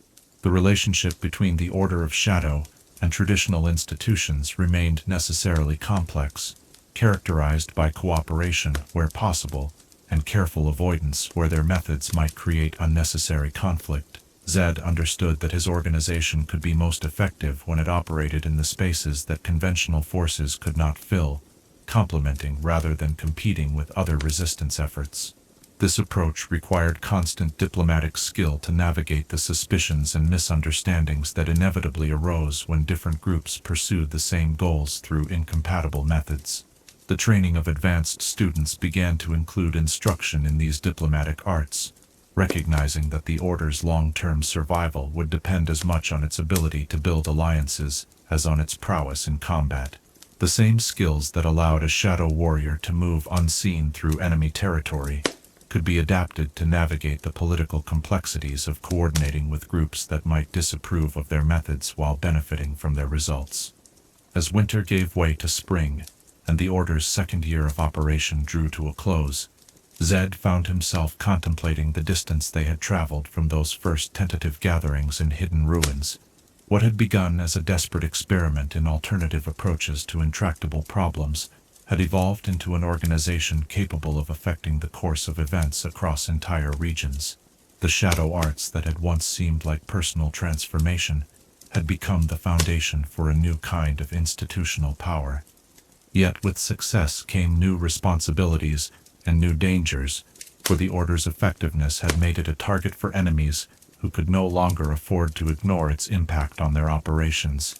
The techniques that had once provided perfect concealment were being countered by new methods specifically designed to detect and neutralize shadow magic. The evolution of conflict demanded constant innovation in both tactics and training, ensuring that the Order remained ahead of enemies who were learning to adapt to their presence. The students who gathered for instruction now came from backgrounds that reflected the Order's growing influence and reputation. Some were survivors of previous shadow operations who had witnessed their effectiveness firsthand and sought to join forces they could not defeat. Others were traditional practitioners who had grown frustrated with the limitations of their training and sought alternatives that could provide the power necessary to make a real difference. Standing in the moonlit courtyard of their primary training facility, watching his disciples practice techniques that would have horrified his former masters, Zed felt the weight of what they had built together. The Order of Shadow had become more than a school or military unit, but a new way of approaching the fundamental questions of power and responsibility that every generation had to answer for itself.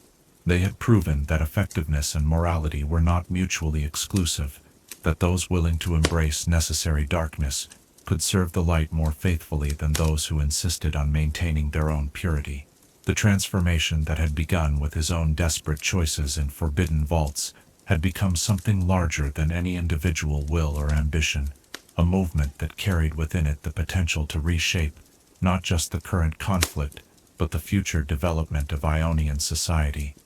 The shadow arts that had once been hidden away as too dangerous for practice had become tools of liberation in the hands of those committed to using them wisely.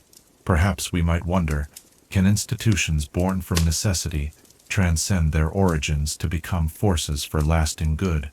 Or do the methods that create power always determine the ultimate character of those who wield it, regardless of their initial intentions? Chapter 8. The Shadow Techniques. In the depths of mastery lies understanding that transcends mere technical proficiency, a fusion of practitioner and practice that transforms both until they become something entirely new and infinitely more powerful than either could achieve alone. The shadow arts that Zed had claimed through sacrifice and dedication were not simply tools to be wielded, but living forces that responded to will shaped by purpose, darkness given form through clarity of vision that most mortals could never sustain. Tonight, as we explore the nature of power that operates beyond conventional understanding, let us witness how forbidden knowledge became extension of self, technique became essence, and shadow became the truest expression of a master's transformed soul. Picture yourself standing in a training chamber, where ordinary light seems reluctant to penetrate, where shadows possess weight and substance that defies every law of physics you thought you understood.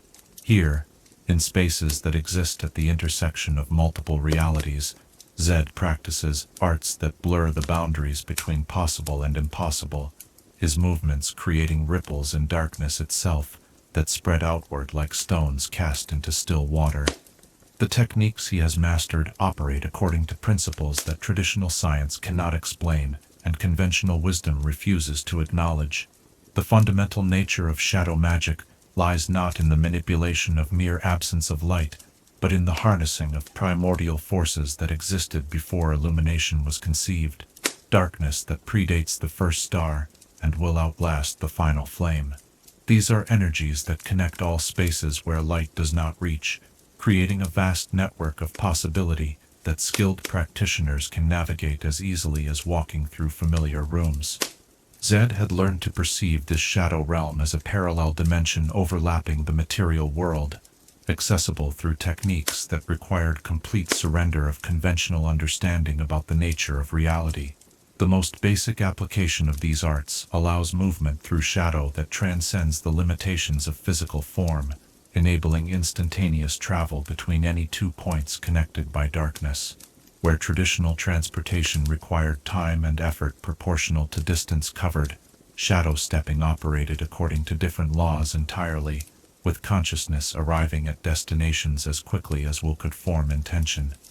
Zed could emerge from shadows behind enemies who had watched him disappear into darkness dozens of feet away, his blade finding their hearts before their minds could process the impossibility of what they were witnessing.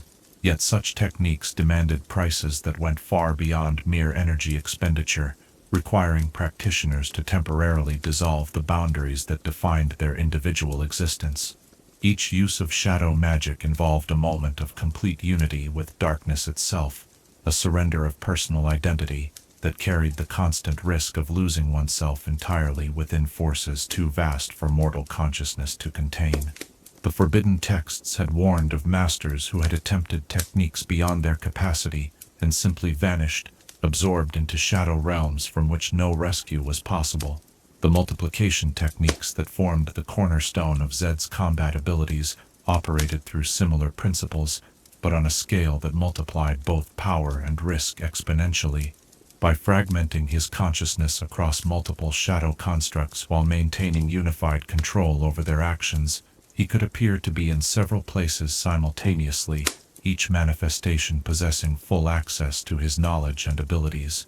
These were not mere illusions or decoys, but fully functional extensions of his will, capable of independent action while remaining connected to the central intelligence that coordinated their efforts. The creation of shadow clones required perfect balance between dispersion and coherence, spreading awareness across multiple forms without losing the focused intention that made coordinated action possible. Too little connection resulted in constructs that acted randomly or inconsistently, while too much concentration in any single manifestation left the others vulnerable to dispelling by enemies who understood their nature. Mastery lay in maintaining simultaneous awareness of all positions while preserving sufficient mental reserves to adapt tactics as circumstances changed. The offensive applications of shadow magic operated through principles that conventional combat training could not prepare enemies to face. Attacks launched from Shadow Realm could bypass physical defenses entirely, striking at targets through dimensions that armor and shields could not protect. Zed's blades, enhanced by shadow energy, could cut through materials that would have turned traditional weapons, their edges existing partially outside normal space in ways that made them almost impossible to block or deflect. The most devastating techniques involved temporarily bringing aspects of the Shadow Realm into material reality, creating zones where the normal laws of cause and effect were suspended in favor of rules that served the practitioner's will. Within these areas of warped space, Zed could move with speed that appeared instantaneous to outside observers. His attacks multiplied in ways that made single combat equivalent to facing entire armies. Enemies found themselves fighting opponents who could strike from every direction simultaneously, while remaining essentially untouchable. Yet the psychological costs of wielding such power proved as significant as the physical demands, for regular use of shadow magic gradually altered the practitioner's relationship with conventional reality. The boundaries between self and shadow, between individual will and cosmic force, became increasingly fluid with extended practice. Zed found himself thinking in ways that would have seemed alien to his younger self, perceiving possibilities and connections that operated according to logic that transcended normal human understanding. The Shadow Realm itself possessed a form of intelligence that responded to those who spent significant time within its boundaries, offering insights and capabilities that seemed to arise spontaneously rather than through conscious learning. Advanced practitioners reported conversations with aspects of darkness that possessed knowledge extending far beyond anything recorded in written texts, suggesting that shadow magic connected its users to sources of wisdom that predated human civilization. The defensive applications of these techniques proved equally remarkable, allowing practitioners to become temporarily intangible when threatened by attacks they could not otherwise avoid. By shifting partially into Shadow Realm, Zed could allow physical strikes to pass through him harmlessly while retaining sufficient material presence to launch counterattacks. This ability required split-second timing and perfect understanding of the relationship between dimensions, for miscalculating the degree of phase shift could result in being trapped between realities with no way to return to either. The healing properties of shadow magic operated through principles that challenged every assumption about the relationship between light and recovery. Where traditional healing drew upon life-affirming energies associated with illumination and growth, shadow techniques achieved restoration by temporarily removing the practitioner from the flow of time that allowed damage to manifest. Injuries could be undone by accessing moments before they occurred, while diseases could be prevented by avoiding the timelines in which they developed. These temporal manipulations carried their own unique risks, for each alteration of personal history created ripple effects that could have consequences extending far beyond the immediate situation. Zed learned to use such techniques sparingly, understanding that excessive manipulation of causality could unravel the fabric of reality itself in ways that no amount of power could repair. The shadow arts taught respect for consequences even as they offered methods for avoiding them. The sensory enhancements that accompanied advanced shadow training allowed perception of reality that extended far beyond normal human limitations. Darkness became a medium for gathering information, with shadows serving as extensions of consciousness that could observe and report on distant events. Zed could see through the eyes of shadow constructs positioned across entire battlefields, coordinating complex operations with a level of tactical awareness that no traditional commander could match. The communication techniques enabled by shadow magic created networks of information exchange that operated independently of conventional methods. Messages could be transmitted instantaneously across vast distances through Shadow Realm, with content that remained completely secure from any form of interception. This capability proved invaluable for coordinating the activities of the Order of Shadow, allowing cells operating in different regions to maintain contact despite the dangers of conventional communication. Yet perhaps the most profound aspect of shadow mastery lay not in any specific technique, but in the fundamental transformation of consciousness that occurred through extended practice. The practitioner gradually developed awareness that existed simultaneously across multiple levels of reality, perceiving connections and possibilities that remained invisible to those constrained by ordinary perception. This expanded consciousness carried with it understanding of cosmic forces that operated on scales beyond human comprehension.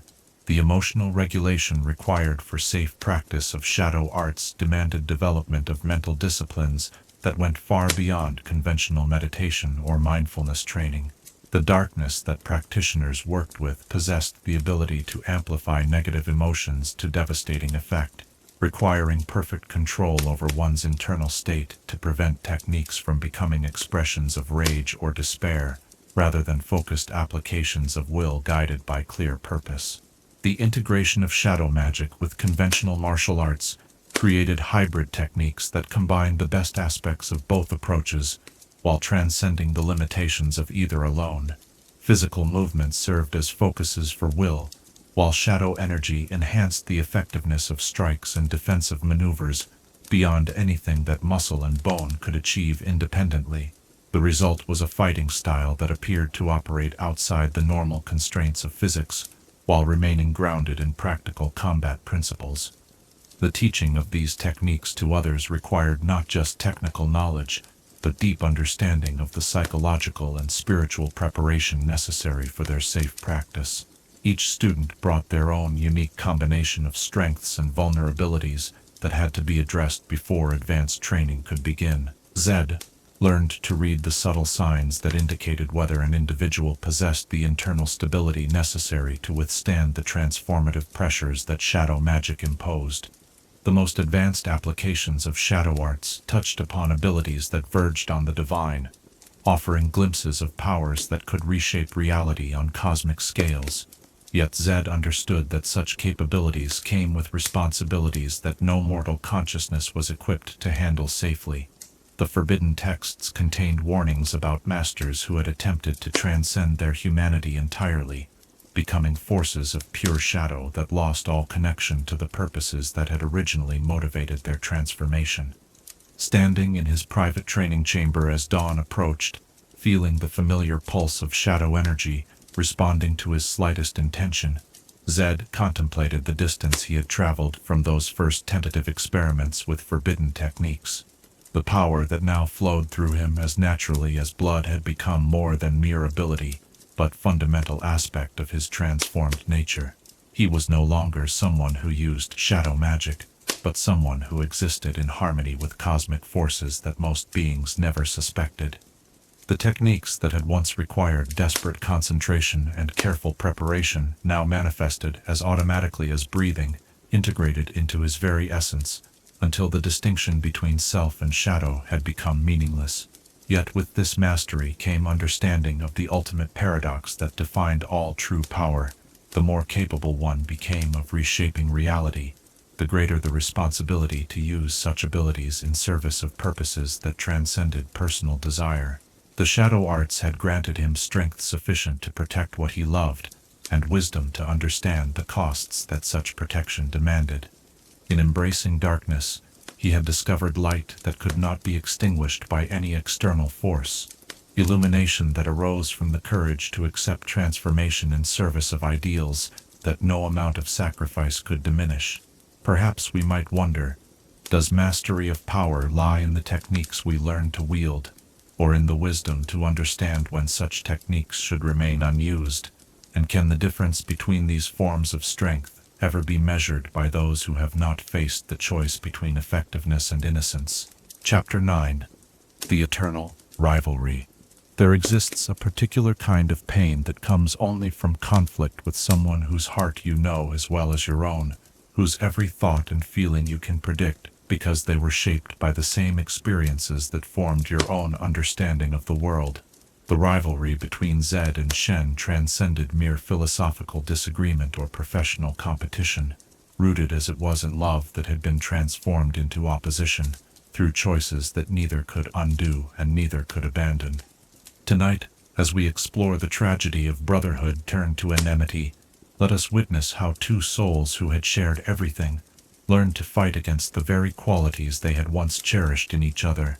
Picture yourself standing in a moonlit grove, where two figures circle each other with the careful precision of dancers who know every step of a routine, rehearsed through years of shared training, yet now perform it as opponents rather than partners.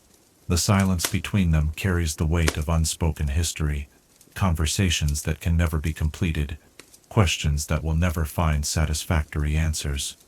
Here, in spaces sanctified by memories of friendship, Zed and Shen meet as representatives of irreconcilable philosophies, each embodying truths that make the other's existence a constant reminder of roads not taken. The transformation of their relationship had not occurred suddenly, but through a gradual accumulation of differences that eventually overwhelmed even the strongest bonds of affection and shared experience.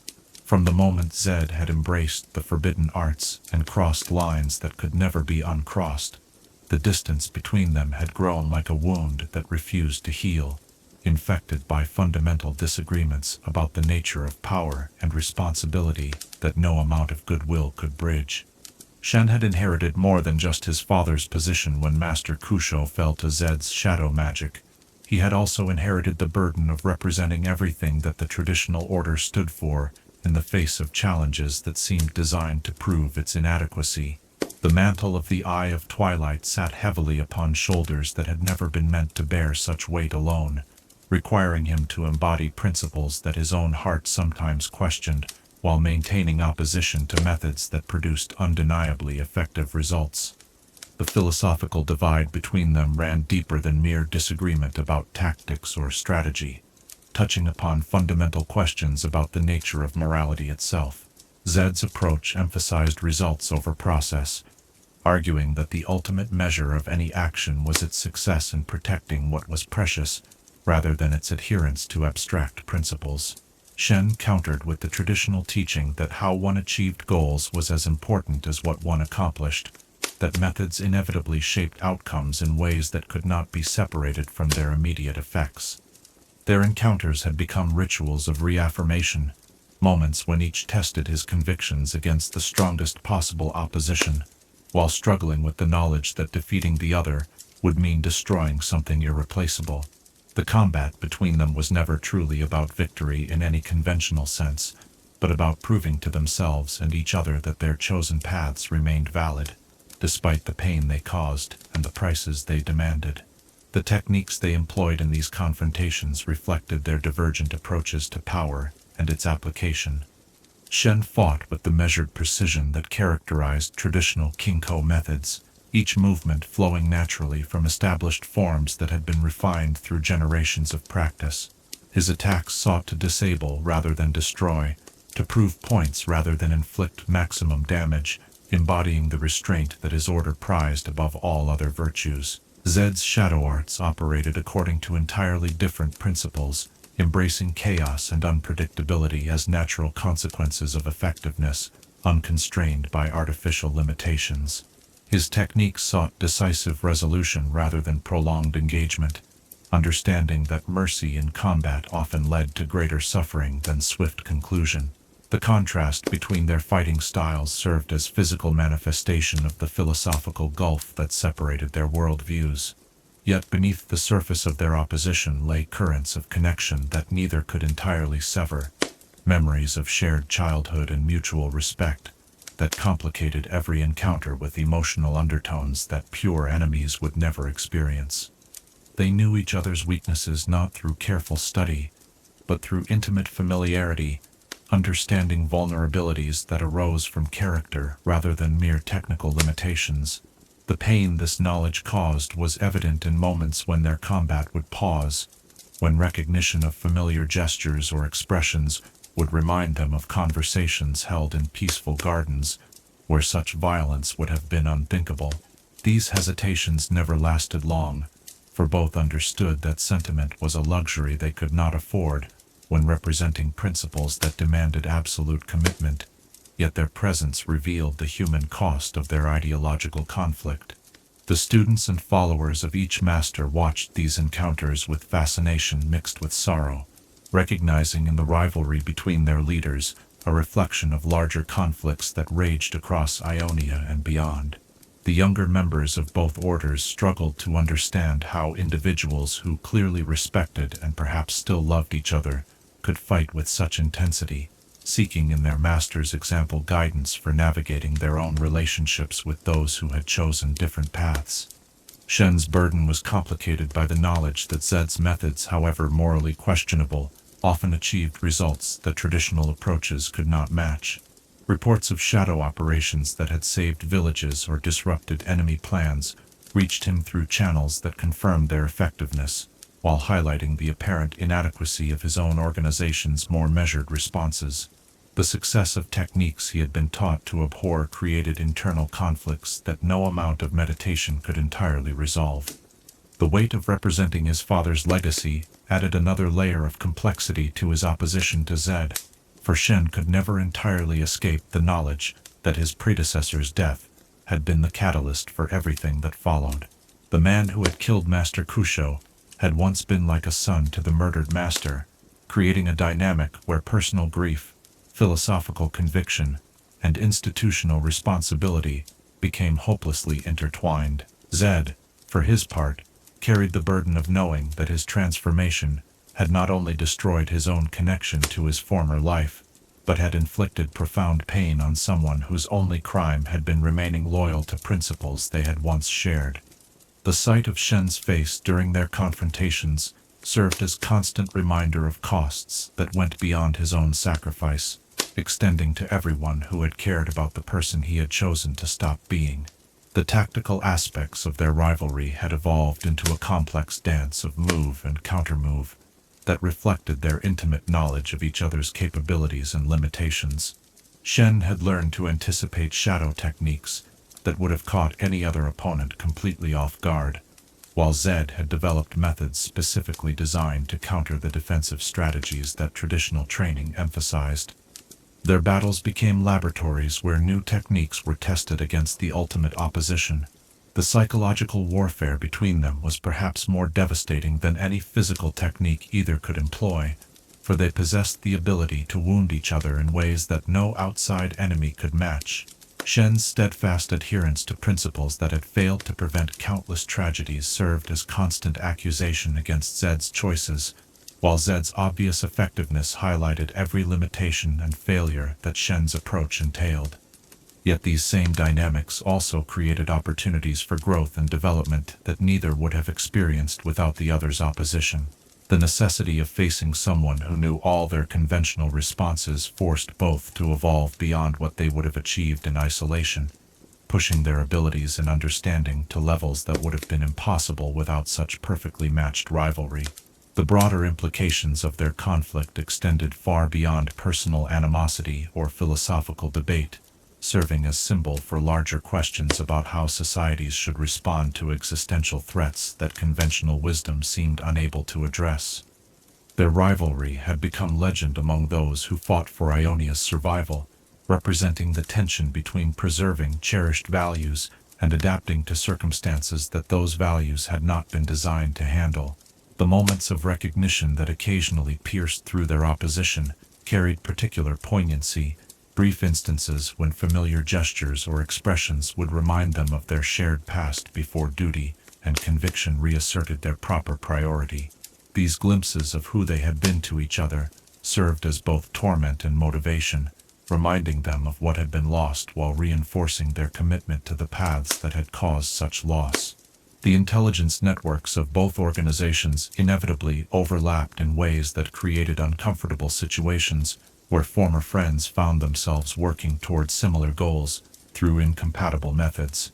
Coordination was impossible due to their fundamental disagreements, yet complete avoidance would have served their enemies better than either group's mission to protect Ionia. The result was an uneasy dynamic of parallel action that maximized effectiveness while minimizing direct contact. The students of both masters struggled to understand relationships that defied simple categorization as either friendship or enmity, seeking in their teachers' example guidance for their own encounters with moral complexity. The younger generation had grown up with stories of the bond between Zed and Shen, making their current opposition feel like betrayal of everything their elders had once represented. As years passed and their rivalry became an established feature of the political landscape, both masters found themselves shaped by the constant presence of opposition that understood them too well to ever be completely defeated. The knowledge that their greatest enemy was also the person who knew them most completely created a unique form of isolation that no victory could alleviate and no compromise could resolve. Standing in the ruins of a temple where they had once trained together as children, facing each other across a chasm carved not by natural forces, but by choices that had reshaped their very souls. Zed and Shen embodied the tragedy of irreconcilable principles held by people who had never stopped caring about each other's welfare. Their conflict had transcended personal animosity to become something closer to cosmic necessity, representing forces that could not coexist, despite arising from identical sources. The shadow magic that flowed around Zed seemed to recognize his emotional state during these encounters, responding to the mixture of regret and determination that characterized his feelings toward his former friend. The techniques that had once felt like pure expressions of will now carried undertones of loss that made them somehow more human despite their supernatural origins. Shen's traditional arts had similarly evolved to incorporate the emotional complexity of fighting someone whose motivations he understood even when he could not accept their expression. His defensive techniques had gained depth that came from protecting not just his physical form but the principles he represented, creating a style that was both more effective and more sorrowful than anything his training had originally encompassed. The knowledge that their rivalry might continue indefinitely, limited only by their mortal lifespans, had become part of the background against which both planned their larger strategies and personal development. Neither could imagine a world in which their fundamental disagreements might be resolved, yet neither could abandon the hope that some future understanding might bridge the gap that seemed to widen with each passing year. Perhaps we might wonder, can love survive the complete destruction of everything that originally made it possible? And does the persistence of such feeling represent the highest human virtue, or merely the cruelest form of self-torture that duty can devise? Chapter 10. Protecting Ionia. There exists a particular form of heroism that operates in the spaces between recognition and condemnation, protecting those who can never know the full extent of dangers they have been spared, or the prices that others have paid for their continued safety. The Order of Shadow had become precisely such a force, working in darkness to preserve light that others could enjoy without understanding the shadows that made such illumination possible. Tonight, as we explore the burden of invisible service, let us witness how Zed and his disciples learned to find meaning in protection that could never be acknowledged and victories that must forever remain secret. Picture yourself standing on a hillside overlooking a valley where peaceful farmers tend their crops in ignorance of the threats that pass by their fields each night. Unseen enemies whose plans are disrupted by shadows that strike without warning and vanish before their work can be discovered. Below you stretches the Ionia that the Order of Shadow fights to preserve. Villages where children play in safety they take for granted. Markets where merchants haggle over prices without considering the forces that keep such commerce possible. Temples where priests offer prayers for peace that has already been secured through methods those same priests would consider abhorrent. The protection that the Order provided operated on multiple levels, from preventing immediate threats to disrupting long-term strategies that would have reshaped Ionian society in ways its people could not imagine. While traditional defenders focused on obvious targets and conventional battles, shadow operatives worked to eliminate dangers before they could manifest in forms that ordinary citizens might recognize. A supply convoy prevented from reaching its destination, a communication network severed at crucial moments, a key figure whose plans died with them in darkness. Such interventions saved lives that would never know they had been in peril. The intelligence networks that Zed had cultivated provided early warning of threats that conventional scouts would never detect, reaching into enemy territories through methods that traditional spies could not employ. Shadow magic allowed operatives to observe from within enemy camps without being detected, gathering information that revealed the true scope of dangers facing their homeland. These capabilities had uncovered invasion plans, exposed collaborators, and identified weakness in enemy operations that could be exploited to devastating effect. Yet the very effectiveness of these methods created moral complexities that traditional heroes never faced, requiring decisions about life and death to be made in darkness without the benefit of consultation or external validation. Each mission demanded judgment calls that could affect the fates of thousands, choices between competing goods that had no clear answers, and consequences that would ripple through generations. The burden of such responsibility fell entirely upon individuals who could never share their doubts or seek guidance from those who had not walked the same shadowed path. The operations conducted by the Order often required them to work against the perceived interests of those they sought to protect, preventing alliances or disrupting negotiations that seemed beneficial from conventional perspectives, but would have led to greater disasters if allowed to proceed. Their superior intelligence allowed them to see connections and consequences that were invisible to others, creating situations where they had to act as antagonists to short-term peace in service of long-term survival. The psychological toll of such work was immense, requiring operatives to maintain absolute conviction in their mission while witnessing the hatred and fear that their methods inspired among the very people they died to protect. Villages that had been saved from destruction by shadow intervention would curse the mysterious attacks that had prevented enemy supplies from reaching their intended destinations, never knowing that such disruption had been the only thing standing between them and annihilation. Zed himself bore the heaviest burden of this misunderstanding, for his reputation had grown far beyond his actual deeds to encompass fears and legends that painted him as something approaching a demon rather than a protector. Parents frightened children with stories of the Shadow Master who struck without warning, never realizing that their families slept safely because that same figure had eliminated threats in darkness while they dreamed peaceful dreams. The strategic advantages that shadow techniques provided in protecting Ionia's borders were matched by their effectiveness in internal security, rooting out corruption and collaboration that conventional authorities could never have detected. The ability to observe without being seen revealed networks of treason that had been operating for years, identifying individuals whose loyalty had been compromised by enemy gold or ideology. These discoveries prevented countless acts of sabotage and assassination that would have decimated Ionian leadership at crucial moments. Yet the methods required to address such threats often involved actions that would have horrified those who benefited from their results.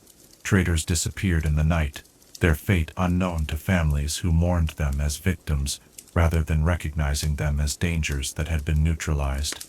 Corrupt officials suffered accidents that appeared random but eliminated sources of information that enemies had spent years cultivating. Each such intervention preserved institutional integrity while adding to the moral weight that Zed and his operatives carried. The Order's role in protecting Ionian culture proved as important as their military operations, for the enemy's strategy involved not just conquest, but transformation of the very essence of what made their homeland unique. Shadow operatives worked to preserve traditions and knowledge that invaders sought to suppress, maintaining networks of scholars and artists whose work continued in secret when open practice became impossible. Ancient texts were hidden in locations that only shadow magic could access, while forbidden practices were taught in gatherings that conventional forces could never have protected. The economic warfare conducted by the Order involved disrupting enemy supply lines and trade networks with surgical precision that maximized impact while minimizing collateral damage to innocent populations. Shadow operatives could infiltrate merchant convoys to identify which goods were destined for military use and which served civilian needs, allowing them to selectively target materials that supported enemy operations while leaving humanitarian supplies untouched. Such discrimination required intelligence capabilities and operational flexibility that conventional forces could not match. The diplomatic aspects of their protection work involved preventing negotiations that would have resulted in Ionian surrender disguised as peace, eliminating envoys whose proposals would have led to cultural extinction through gradual absorption into enemy empires.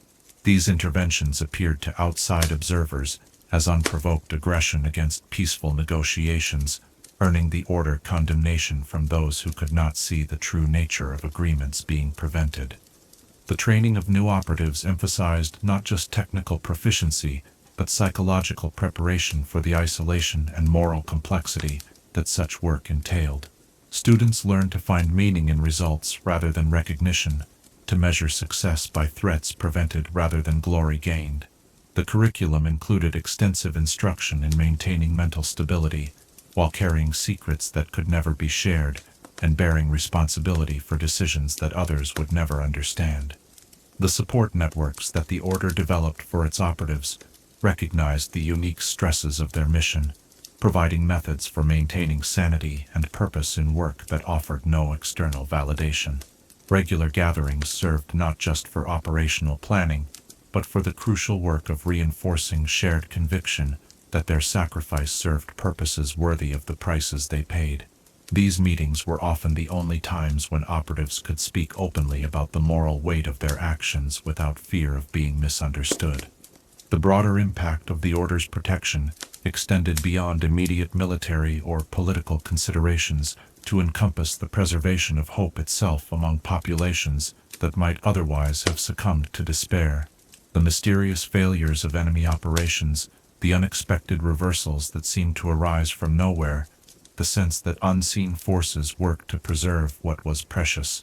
All of this contributed to maintaining Ionian morale at levels that conventional resistance could never have sustained. Yet the very secrecy that made their work possible also prevented them from receiving the support and understanding that might have eased their burden. Families of operatives often believed their loved ones had abandoned them for selfish pursuits, never knowing that apparent desertion was actually the highest form of service to everything they held dear. The isolation this created was profound and permanent, a sacrifice that went beyond physical risk to encompass the loss of normal human connection. The evolution of threats facing Ionia required constant adaptation of methods and capabilities, pushing the Order to develop new techniques and strategies that could address challenges their training had never anticipated. Enemy forces learned to counter some shadow methods, forcing innovation that expanded the boundaries of what was possible while increasing the risks that operatives faced. Each tactical development carried with it new moral questions about acceptable limits and proper restraint. The relationship between the Order and other resistance groups remained necessarily complex, characterized by cooperation where possible and careful avoidance where their methods might create unnecessary conflict. Traditional military units benefited from intelligence provided by shadow operatives while remaining ignorant of its source, allowing them to achieve victories that would have been impossible without such support. The credit for these successes went to conventional heroes while the shadow masters who made them possible remained unnamed and unrecognized. The long-term vision that guided the Order's operations extended beyond the current conflict to encompass the kind of society that would emerge from whatever resolution eventually came. Their work aimed not just to preserve Ionia's independence, but to ensure that the values and traditions worth preserving would survive to flourish in whatever peace might eventually be achieved. This required them to consider consequences that extended far beyond immediate tactical advantages. The personal cost of such service was measured not just in physical danger, but in the gradual erosion of connections to normal life that made other forms of sacrifice meaningful. Operatives watched from shadows as those they protected celebrated festivals, formed relationships, and built families that the defenders themselves could never safely enjoy. The preservation of joy and normalcy for others required the acceptance of perpetual exile from such experiences. Standing in a moonlit garden where cherry blossoms fell like snow around pathways that would never bear his footsteps in daylight, Zed contemplated the distance between the protection his order provided and the recognition such service would never receive. The techniques that had granted him power to reshape events across entire regions had also transformed him into something that could exist only at the margins of the society he fought to preserve. The shadow arts that flowed through him carried not just the potential for violence, but for a different kind of creation, the ability to shape circumstances so that others could live in light, while remaining ignorant of the darkness that made such illumination possible. This was perhaps the highest application of power, using strength to eliminate the need for others to develop such strength themselves. The burden of protecting those who could never understand or appreciate the nature of their protection had become more than duty, but fundamental aspect of identity for everyone who served in the Order of Shadow. They had chosen to become the darkness that others feared, so that those same others could continue to believe in light that banished all shadow from the world. Perhaps we might wonder, does service that can never be acknowledged possess greater nobility than heroism that earns recognition and gratitude? Or does the human need for connection and understanding make such sacrifice ultimately self-defeating, regardless of its practical effectiveness? Chapter 11. The Master's Legacy. The true measure of any master lies not in the heights of power they achieve during their own lifetime, but in the depth of understanding they can transmit to those who will carry their vision forward into futures they will never see. For Zed, the transformation from student to teacher represented perhaps the most profound challenge he had faced, requiring him to guide others through changes that had nearly destroyed him, while ensuring that the wisdom gained through his sacrifices would outlive the mortal frame that housed it. Tonight, as we explore the delicate art of passing shadow knowledge to new generations, let us witness how one who had embraced necessary darkness learned to kindle light in others without losing them to the same isolation that had claimed him. Picture yourself standing in a training hall where ancient stones have absorbed the echoes of countless lessons, their surfaces worn smooth by generations of students who learned to dance with forces that conventional wisdom deemed too dangerous to approach. Here, in chambers that exist at the intersection of tradition and innovation, Zed works to distill a lifetime of hard-won understanding into forms that can be safely transmitted to minds not yet tempered by the trials that forged his own perspective. The responsibility weighs upon him like armor forged from accumulated choices, each student representing both hope for the future and risk of repeating mistakes that cost him everything he once held dear. The early attempts at formal instruction had revealed the magnitude of challenges involved in teaching arts that demanded not just technical mastery, but fundamental transformation of character. The shadow techniques that flowed as naturally as breathing for someone who had surrendered everything to claim them required students to traverse psychological territories that most human minds were never designed to navigate. Each lesson carried the potential for enlightenment or destruction, with the difference often determined by factors too subtle for any curriculum to anticipate. The selection process for potential disciples had evolved through painful experience into something approaching an art form, requiring Zed to identify individuals who possessed not just the raw ability to learn shadow magic, but the internal strength to emerge from such training with their essential humanity intact. Technical aptitude was common enough among those drawn to the Order's reputation, but the psychological resilience needed to embrace necessary darkness without being consumed by it proved far rarer than any physical skill. The early stages of training focused as much on building mental foundations as developing practical abilities, recognizing that students who approached shadow magic without proper preparation would inevitably be overwhelmed by forces beyond their comprehension. Meditation techniques designed to strengthen individual identity preceded any instruction and methods that would strain that identity to its limits. Students learned to maintain clarity of purpose when faced with moral complexity that could paralyze conventional decision-making processes. Zed had learned to recognize the signs that indicated whether a student was progressing safely through the transformative stages that shadow training required, watching for subtle changes in demeanor and behavior that might signal dangerous developments. The isolation that came with advanced practice could either strengthen character or corrode it, depending on factors that were often invisible until the damage had already been done. His role as teacher required him to provide guidance through territories where he could not accompany them, preparing students for experiences that each had to face alone.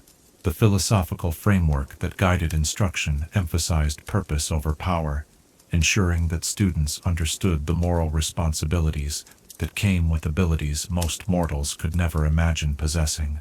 The shadow arts were taught not as mere techniques to be mastered, but as tools for serving principles that transcended personal ambition or desire for recognition. Each lesson began and ended with reminders of why such dangerous knowledge was worth preserving and what it was meant to protect. The most challenging aspect of instruction involved helping students navigate the psychological changes that shadow training inevitably produced, maintaining connection to their original motivations while adapting to perspectives that would have been alien to their former selves. Zed had experienced this transformation in isolation, with no guide to help him understand what was happening or why it was necessary. His students benefited from his experience, but faced their own unique challenges in integrating new abilities with existing relationships and commitments. The advanced techniques that formed the core of shadow mastery could only be taught through methods that conventional pedagogical theory would have considered reckless or impossible. Students had to be guided through experiences that challenged their fundamental assumptions about reality while maintaining sufficient stability to continue functioning in normal society. The balance between necessary shock and destructive trauma required constant adjustment based on each individual's responses to increasingly demanding instruction. The master-student relationships that developed within the Order carried emotional weight that extended far beyond simple transmission of knowledge. For Zed found himself serving not just as teacher, but as father figure to young people who had often lost everything else in their pursuit of power, sufficient to protect what remained precious to them. The isolation that shadow training imposed made these bonds crucial for maintaining sanity and purpose, yet the same training made deep connection increasingly difficult to sustain. The responsibility of shaping minds that would wield devastating power created moral burdens that no traditional teacher could comprehend, requiring Zed to consider not just the immediate effects of his instruction, but the long-term consequences of unleashing shadow masters into a world that was still learning to adapt to their presence. Each graduate of his program would carry abilities that could reshape the political landscape while bearing psychological scars that would influence how they chose to use such power. The teaching methodology that emerged from years of experimentation combined traditional martial instruction with psychological training that prepared students for the unique stresses of shadow work. Physical exercises built the discipline and body awareness necessary for safe practice of advanced techniques, while mental training developed the emotional regulation required to remain functional while carrying secrets that could never be shared with ordinary people. The curriculum included extensive study of historical examples where shadow magic had been misused, ensuring that students understood the dangers of allowing power to corrupt purpose or technique to become an end in itself. These cautionary tales served as constant reminders that their abilities were tools for serving something greater than their own ambitions, not sources of personal elevation or satisfaction. The graduation ceremonies that marked a student's transition from apprentice to full member of the order carried solemn recognition of prices paid and responsibilities accepted, acknowledging both achievement and loss in ways that celebrated growth while mourning innocence that could never be recovered. These rituals served to bind new masters to their chosen path while providing formal recognition of their willingness to sacrifice conventional happiness for the privilege of serving others. The ongoing mentorship that Zed provided to advanced students reflected his understanding that shadow mastery was a process that continued throughout one's lifetime, requiring constant guidance and support to prevent the isolation and moral drift that had claimed previous practitioners. Regular gatherings allowed experienced operatives to share insights and challenges while maintaining connections that prevented the complete alienation that shadow work could otherwise produce. The development of specialized training programs for different aspects of shadow work recognized that not all students were suited for the same applications of their abilities, allowing individuals to focus on areas where their natural talents and psychological makeup provided the best foundation for effective service. Some excelled at intelligence gathering, while others proved more effective at direct action, and the order's structure evolved to accommodate these differences. Knowledge that accumulated through years of successful training programs began to take on a life of its own, creating traditions and practices that would outlive any individual teacher while preserving the essential insights that made safe shadow instruction possible. Zed worked to codify these methods in forms that could be transmitted to future generations without losing the flexibility that allowed adaptation to changing circumstances. The relationship between the Order's training programs and the broader community of resistance fighters remained necessarily complex, for shadow techniques could complement conventional methods when properly coordinated, but would inevitably conflict with traditional approaches if not carefully managed. Zed invested significant effort in developing protocols for cooperation that maximized effectiveness while minimizing friction between different groups fighting for the same goals. The personal cost of serving as master teacher proved as significant as any sacrifice Zed had made in claiming shadow power for himself, requiring him to experience repeatedly the transformation that had nearly destroyed him as he guided student after student through similar trials. Each successful graduation brought satisfaction mixed with sorrow, watching young people achieve mastery while paying prices that would separate them forever from the simple lives they might otherwise have enjoyed. The evolution of his teaching methods reflected growing understanding of human psychology and the subtle factors that determined whether individuals could successfully integrate shadow training with continued participation in normal society. Early students had often become as isolated as their master, but later generations learned to maintain connections and relationships that provided stability without compromising their effectiveness as shadow operatives. The legacy that Zed was building through his teaching extended beyond mere preservation of techniques to encompass the creation of an entirely new tradition that could adapt and evolve to meet challenges that no previous generation had faced. The Order of Shadow was becoming something larger than its founder's vision, developing characteristics and capabilities that reflected the collective wisdom of all who had contributed to its growth. The most advanced students were beginning to develop innovations and insights that surpassed their teachers' own understanding, proving that the tradition was successfully reproducing itself while maintaining the flexibility necessary for continued growth. These developments filled Zed with pride tempered by the recognition that his own role was gradually shifting from active leadership to advisory support for those who would ultimately carry the order forward. Standing in the moonlight filtering through windows that had witnessed countless lessons, watching his most senior students demonstrate techniques that improved upon his own methods, Zed contemplated the strange satisfaction that came from becoming less essential to something he had created. The shadow arts that had transformed him from questioning student into master teacher were now flowing through new channels, adapted and refined by minds that brought their own perspectives to bear on eternal questions of power and responsibility. The knowledge that his students would face challenges he could not anticipate with abilities he had helped them develop created a unique form of parental anxiety mixed with professional pride. He had given them tools for survival and transformation, but how they chose to use such gifts would ultimately depend on factors beyond any teacher's control.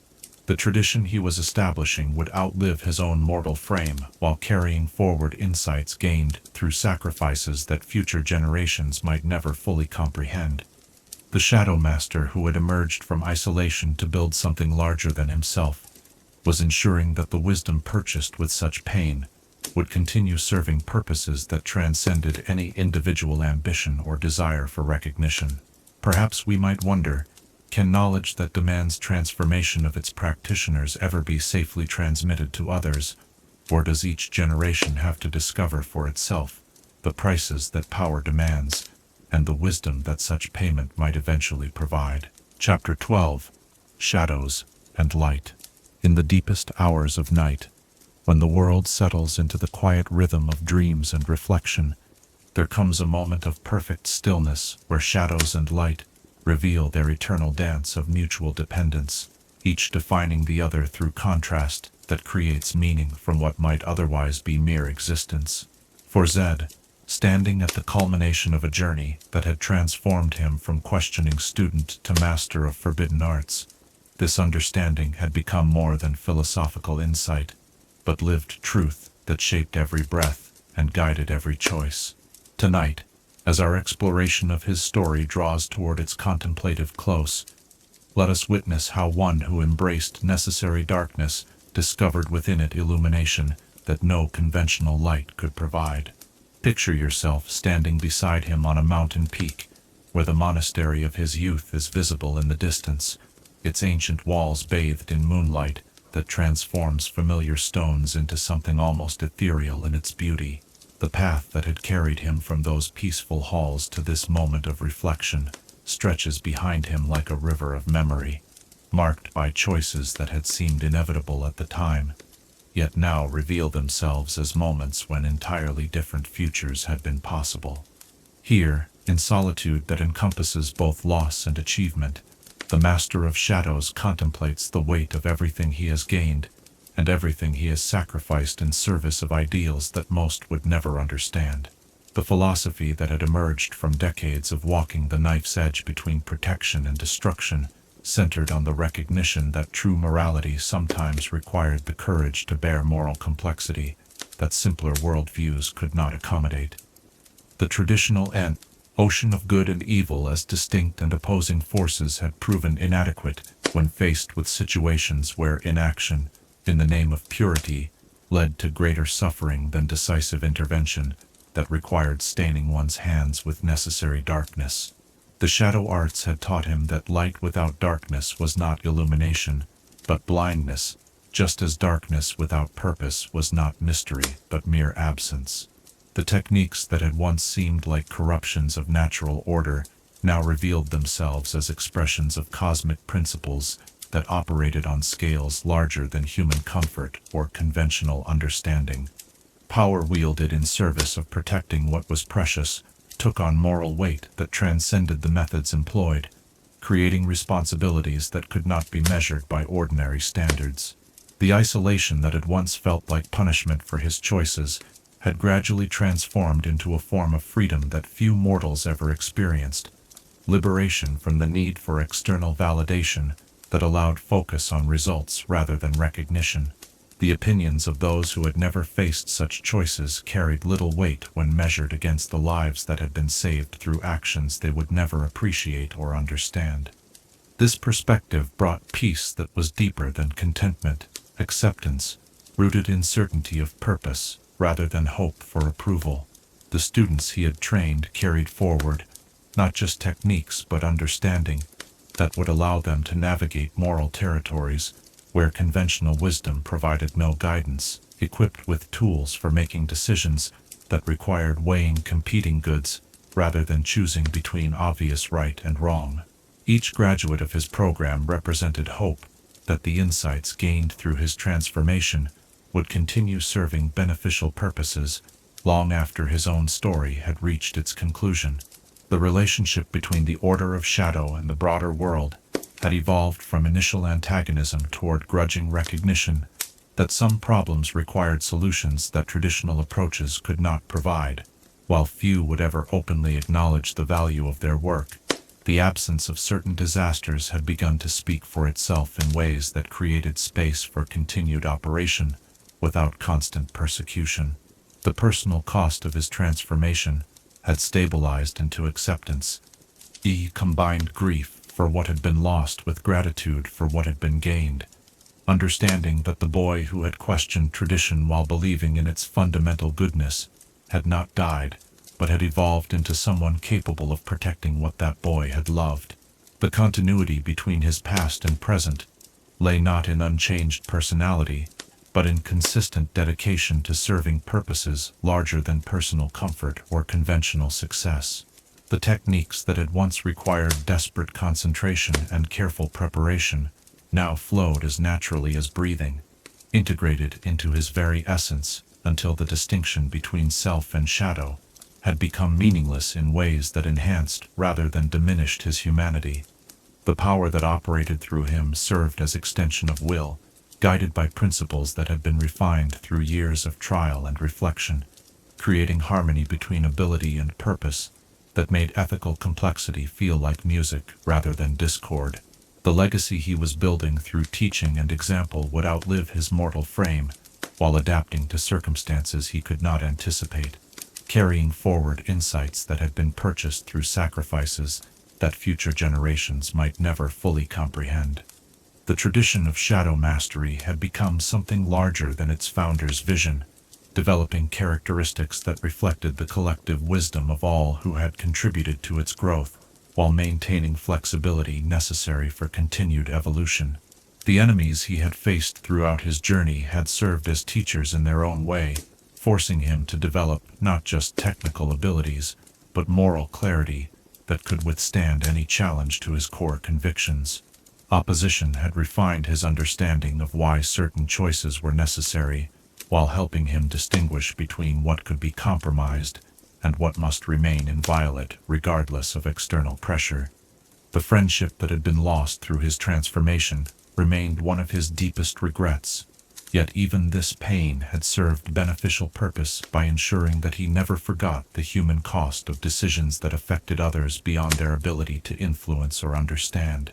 The knowledge that Shen continued to serve their homeland through different methods provided comfort that transcended personal relationship, proving that love could persist even when expression became impossible. The broader implications of his work extended beyond immediate protection of Ionia, to encompass questions about how societies should respond to existential threats that conventional institutions seemed unable to address effectively. The Order of Shadow had demonstrated that alternative approaches were possible without providing definitive answers about which methods were ultimately superior, creating space for continued experimentation and adaptation. The moral framework that guided his actions had evolved from simple rules about right and wrong toward nuanced understanding of how different contexts required different responses, while maintaining consistent dedication to underlying principles. The shadow arts had taught him that ethical behavior sometimes required apparent contradiction, serving greater goods through means that seemed to violate lesser ones. The psychological integration of his dual nature as both protector and destroyer had required decades of careful work to achieve balance that allowed function in both roles without losing clarity about when each was appropriate. The same hands that could eliminate threats with devastating efficiency could also guide students toward understanding that prevented them from making his mistakes while learning from his insights. The spiritual dimensions of shadow mastery had revealed depths of cosmic order that conventional religion and philosophy had only glimpsed, providing direct experience of forces that operated according to principles that transcended human understanding, while remaining accessible to those willing to pay necessary prices for such knowledge.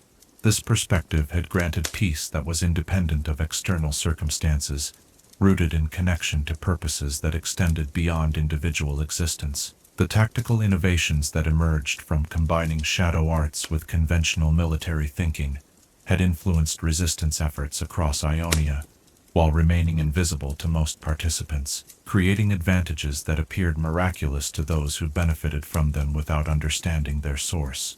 These successes had validated his approach, while proving that effectiveness and morality were not mutually exclusive when properly balanced. The artistic aspects of his practice had evolved to encompass not just physical techniques, but the creation of circumstances that allowed others to flourish without understanding the intervention that made their success possible. This form of invisible architecture required skills that went beyond mere combat ability, demanding understanding of human psychology and social dynamics that few warriors ever developed. The mentorship he provided to advanced students had become a source of meaning that compensated for much of what he had sacrificed in claiming power necessary for protecting what he loved. Watching young people develop abilities that surpassed his own while maintaining ethical clarity that he had struggled to achieve provided satisfaction that transcended personal accomplishment. The evolution of his understanding had progressed from viewing shadow and light as opposing forces toward recognizing them as complementary aspects of a larger whole that required both elements to function properly. This perspective had transformed his relationship with his own power from source of internal conflict to expression of cosmic principles that operated through willing vessels who understood their role in larger patterns. Standing in the pre-dawn darkness that precedes the first hint of sunrise, feeling the familiar pulse of shadow energy, responding to his contemplative mood, Zed understood that his story was not one of fall from grace, but of evolution toward purpose that conventional understanding could not encompass. The boy who had entered forbidden vaults in desperate search for power sufficient to protect what he loved had found something far more valuable: wisdom that could guide others toward their own understanding of how strength might serve compassion. The techniques that had transformed him from questioning student to master teacher carried within them potential for both creation and destruction, their ultimate expression determined by the character and purpose of those who wielded them. His role had become ensuring that such power served beneficial ends while preparing others to carry this responsibility forward into futures that would bring challenges he could not anticipate. The dawn that began to paint the eastern horizon with shades of gold and crimson served as reminder that darkness and light were partners in the eternal dance that created beauty from contrast, meaning from opposition, and hope from the courage to embrace necessary complexity in service of simple truths. The master of shadows had learned to find illumination in darkness that most would fear, discovering within necessary evil the light that made all other illumination possible. As our journey rough his transformation draws to its close, we see a soul that has been fundamentally altered by choices that could not be avoided, transformed by knowledge that demanded everything in return for wisdom that could guide others toward their own understanding of how power might serve love. The shadow arts that had claimed him as student had shaped him into teacher whose legacy would extend far beyond his own existence, carrying forward insights that could help future generations navigate moral complexity with clarity that he had achieved through sacrifice that they might never have to make.